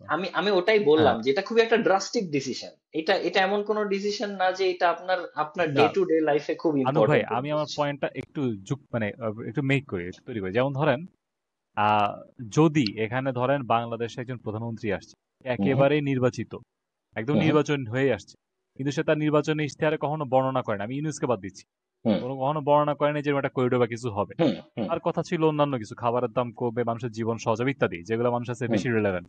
হুম হুম হ্যাঁ, সেও যদি এরকম একটা করিডোর করে, হুম হ্যাঁ, এখানে তো আমার আমার অল্প বুদ্ধিতে প্রথম প্রশ্ন হবে যে এই করিডোরটার দরকার কি, মানবিকতা কার জন্য? অ্যাবসলিউটলি। হুম মানবিকতা কি রাখাইন মগদের জন্য না রোহিঙ্গাদের জন্য? হুম হ্যাঁ, মানে কাদের সাহায্য দরকার, কিভাবে দরকার, এবং সেখানে বাংলাদেশ কি করতে পারে, এবং সেই হুম সাহায্য প্রক্রিয়া বাংলাদেশের জনগণের স্বার্থটা কি? হুম কারণ সব ক্ষেত্রে স্বার্থ আসবে, হুম স্বার্থ কি এবং ঝুঁকি কি? হুম হ্যাঁ, একদম। হুম আমার কাছে এইটা অ্যাবসার্ড। এখানে ইউনুস থেকে আরো বড় মানে গ্লোবাল ডিপ স্টেটের দালাল হইলেও মানে বা না হইলেও একটা সাধু পুরুষ আসলে এই প্রশ্নটা আসছে। একদম। হ্যাঁ, কিন্তু মানে আপনি এইটা আপনার কি মনে হয়, মানে এই আচ্ছা, করিডোরটা আসলে? আমার যেটা মনে হয় এটা নিয়ে আসলে আরো অনেক ডিপার ডিসকাশনে যাওয়াটা জরুরি, কিন্তু আমার হুম আজকে সময় সংক্ষেপ যেহেতু, আমি হুম শুধুমাত্র ওই পয়েন্টটা টাচ করতে চাইছি যে কেন হুম। এটা নিয়ে সন্দেহ করতে হবে এবং খুব শক্তভাবে সন্দেহ করতে হবে, কারণ স্টেকটা অনেক বেশি হাই। এক আমার হচ্ছে ব্যক্তিগতভাবে স্টেক খুব আপনার, বড় হাই, জি এবং দুই হচ্ছে যাদের মাধ্যমে এই হাই স্টেক একটা ডিসিশন তৈরি মানে নেয়ার পায়তারা চলছে, তারা আসলে হুম অত্যন্ত সন্দেহজনক গ্রুপ অফ পিপল। এবার hmm that is, these are the two point I wanted to make today. ঠিক এক্স্যাক্টলি। আছে, এবার আর পরবর্তী যে আপনি প্রশ্নটা করছেন এটা খুব গুরুত্বপূর্ণ আলোচনা, কিন্তু এটা এত মানে বিস্তারিত আলোচনা, আমি আজকে ঢুকলে এটা শেষ করতে পারবো না। আচ্ছা, আমি বুঝতে পারছি আপনি আজকে সময় সংক্ষেপ দেখে ওইভাবে ওটা যেতে যাচ্ছেন না। আমি যদি এটাকে সামারাইজ করি, হ্যাঁ অবশ্যই আপনি যে ইউনূস সাহেবকে নিয়ে যে পয়েন্টটা তুললেন যে ওনার কিভাবে বেড়ে ওঠা, বাংলাদেশে কিভাবে গুরুত্বপূর্ণ হয়ে ওঠা আছে এই পর্যায়ে আসা, সেইটা অবশ্যই এখানে ব্যক্তিটাকে সবার আগে সন্দেহ করতে হবে। এখানে আমার নিজের কোনো দ্বিমত নাই। হুম। হুম বিশ্বের বাস্তবতা, ইনফ্যাক্ট মানুষ কিন্তু এই ধরনের সন্দেহ করে। মানুষ খুব বিস্তারিত খোঁজ খবর না রাখলেও মানুষ সন্দেহের চোখে দেখে। হুম। এটা মানুষের দীর্ঘকালীন হইতে পারে যে, এটা কি বলে, এটা কি কালেকটিভ মেমোরির অংশ হইতে পারে যে আহ, হ্যাঁ, না, এটা যেমন ধর অফকোর্স মানুষ, কালেক্টিভ মেমোরির অংশ, হ্যাঁ যেমন অফকোর্স কালেক্টিভ সাদ্দামের মেমোরির অংশ। পরিণতি মানুষ জানে, হ্যাঁ গাদ্দাফির পরিণতি মানুষ জানে, এভাবে মানুষ চিন্তা করে দেখে। খুব হুম সাধারণ মানুষ কিন্তু এভাবে চিন্তা করে, হুম হ্যাঁ, যারা খুব বেশি ঘাটায় না। হুম কিন্তু সেটা সেটা একটা পয়েন্ট। দ্বিতীয় পয়েন্ট হচ্ছে করিডোর মানে প্রস্তাবটাই প্রশ্ন আমার কাছে প্রশ্নবিদ্ধ। হুম। হ্যাঁ, ঠিক আছে, এটাও আপনি একটা পয়েন্ট রাখতেছেন। যেমন ধরেন আমি একটা প্যারালাল টানার চেষ্টা করি। হ্যাঁ, এটা আমি খুব প্রশ্নবিদ্ধ, যৌক্তিক ভাবে নিশ্চিত, নিশ্চিত, হ্যাঁ। হাসিনার সর্বশেষ সময়ে, হ্যাঁ, যখন ইন্ডিয়ার সাথে কিছু চুক্তিতে যাচ্ছিলেন অনেক হুম ভাস্ট টাকার, খুব তাড়াহুড়ো করে, হুম ইনফ্যাক্ট আমার নিজস্ব মতামত, সেটা তো আমি আজকে বিস্তারিত যাব না, যে ওইটাই আসলে জুলাই আন্দোলনের মূল কারণ। হুম, ঠিক আছে, আমি আমি অন্তত দেখি আর কি, নাইলে হুম এটা তৈরি হইতো না আন্দোলনটা। হুম ঠিক হুম আছে, এটা হচ্ছে ভারতের সাথে এমন কিছু চুক্তিতে উনি এমন কিছু কর্মসূচি যাচ্ছিলেন যেটা এক ধরনের স্পষ্ট ইমব্যালেন্স তৈরি করছিল। হুম তখন কিন্তু প্রচুর মানুষ এটার বিরুদ্ধে ভয়েস নিছে, মানে হুম তাদের বক্তব্য দিছে, তাদের প্রতিবাদ জানাইছে। আমি তো খুব সিমিলার একটা প্রবলেম দেখতেছি করিডোরের ক্ষেত্রে। হ্যাঁ, কিন্তু এই এখন ওই ওই প্যারালালের কোনো ভয়েস নাই কেন? মানে আপনি কি সমান সমতুল্য পরিমাণ মানে প্রতি বয়ান দেখতে পাচ্ছেন যে? এটার একটা কারণটা হচ্ছে গ্লোবাল ন্যারেটিভ ফ্যাক্টরিটা যাদের হাতে, হুম হুম, তারাই মূলত চাইতেছে এই করিডোরটা হোক। রাইট। ঠিক আছে, সো এটা একটা বড় কারণ, ঠিক আছে, কিন্তু এটার আরো বিস্তারিত অনেক কারণ আছে, কিন্তু আমি হুম। জেনুইনলি আজকে যদি আলাপে যাই তাহলে শেষ করতে পারবো না। আমার মনে হয় আমরা আজকের আলাপটা আজকের মতো শেষ করতে পারি। আপনি কি এখনই শেষ করে দিবেন? হ্যাঁ ভাই, আমি আজকে শেষ করি, এটা তো পরের এটা তো সপ্তাহে আবার হইলো বলবো। না, এটা তো হইলো না। এই ধরেন বা আলাপ মাত্র জমে বা উঠছে, আমি আপনি তখন শেষ করে আমি দিবেন। আমি আপনার সাথে কালকে বসতে পারি যদি আপনি হচ্ছে সময় নেন। হ্যাঁ, আমরা আসলে এই আলাপটা নিয়ে আরো বসা দরকার, কারণ ঠিক এটা আছে। অনেক ভাস্ট, অনেকগুলো বিষয় নিয়ে আসবে। বিশেষ করে আমরা হুম ওই আঞ্চলিক বাস্তবতাগুলো আলোচনা আনি নাই। হুম। ঠিক আছে, তো আজকে তাহলে এখানে শেষ করে দিই। হ্যাঁ, আচ্ছা, ঠিক এখন আছে, থ্যাংক ইউ অবধি সো মাচ। আমাদের সাথে যারা এই আলাপটা দেখলেন, পুরোটা দেখলেন, তাদেরকে অনেক ধন্যবাদ। তাদের গুরুত্বপূর্ণ সময় এই আলাপে ব্যয় করার জন্য। এবং আজকে টংটকের ডক্টর আশফাক আনু ভাইয়ের সাথে আলাপটা এখানেই আমরা শেষ করে দিব। আমরা আবার এই বিষয়ে এবং অন্যান্য বিষয়ে এখন থেকে আমরা চেষ্টা করব প্রাসঙ্গিক বিষয় নিয়ে প্রতি সপ্তাহে আসার চেষ্টা করার। আমরা যদি সময় সুযোগ পাই সেটা করব। এর বাইরে আমাদের যেই মাধ্যম থেকে দেখছেন, যদি আমরা এই ভিডিওটা আপনি ফেসবুকের ভিডিও রিলস থেকে দেখেন, তাহলে অবশ্যই পেজে লাইক দিন, সাবস্ক্রিপশন করুন, এবং যদি ইউটিউব দেখেন ইউটিউবে সাবস্ক্রাইব করুন। আর যদি ভালো লাগে, আমরা অবশ্যই পেট্রিয়নের লিংক দিয়ে দিব। এটা আগে একবার বললাম, আরেকবার বলি, আমাদেরকে হাদিয়া দিবেন, হাদিয়া দিয়ে সহায়তা করবে। আজকে আনুপ ভাইয়ের সময় কম, আমরা বিদায় নিচ্ছি। আনুপ ভাই, আপনাকে অনেক ধন্যবাদ অসংখ্য সাথে থাকার ধন্যবাদ জন্য। মঈন, খুবই দারুণ আলোচনা, এবং আমি আসলে কন্টিনিউ করতে চাই এই আলাপটা। আমরা নিশ্চয়ই চেষ্টা করবো হচ্ছে খুব শীঘ্রই আরেকদিন বসে এই আলাপটা যতটা সম্ভব এগিয়ে নিতে। নিশ্চয়ই। ঠিক আছে ভাই, থ্যাংক ইউ সো মাচ। খোদা হাফেজ ভাই, আল্লাহ হাফেজ, ভালো ভালো থাকেন। থাকেন, হ্যাঁ, খোদা হাফেজ।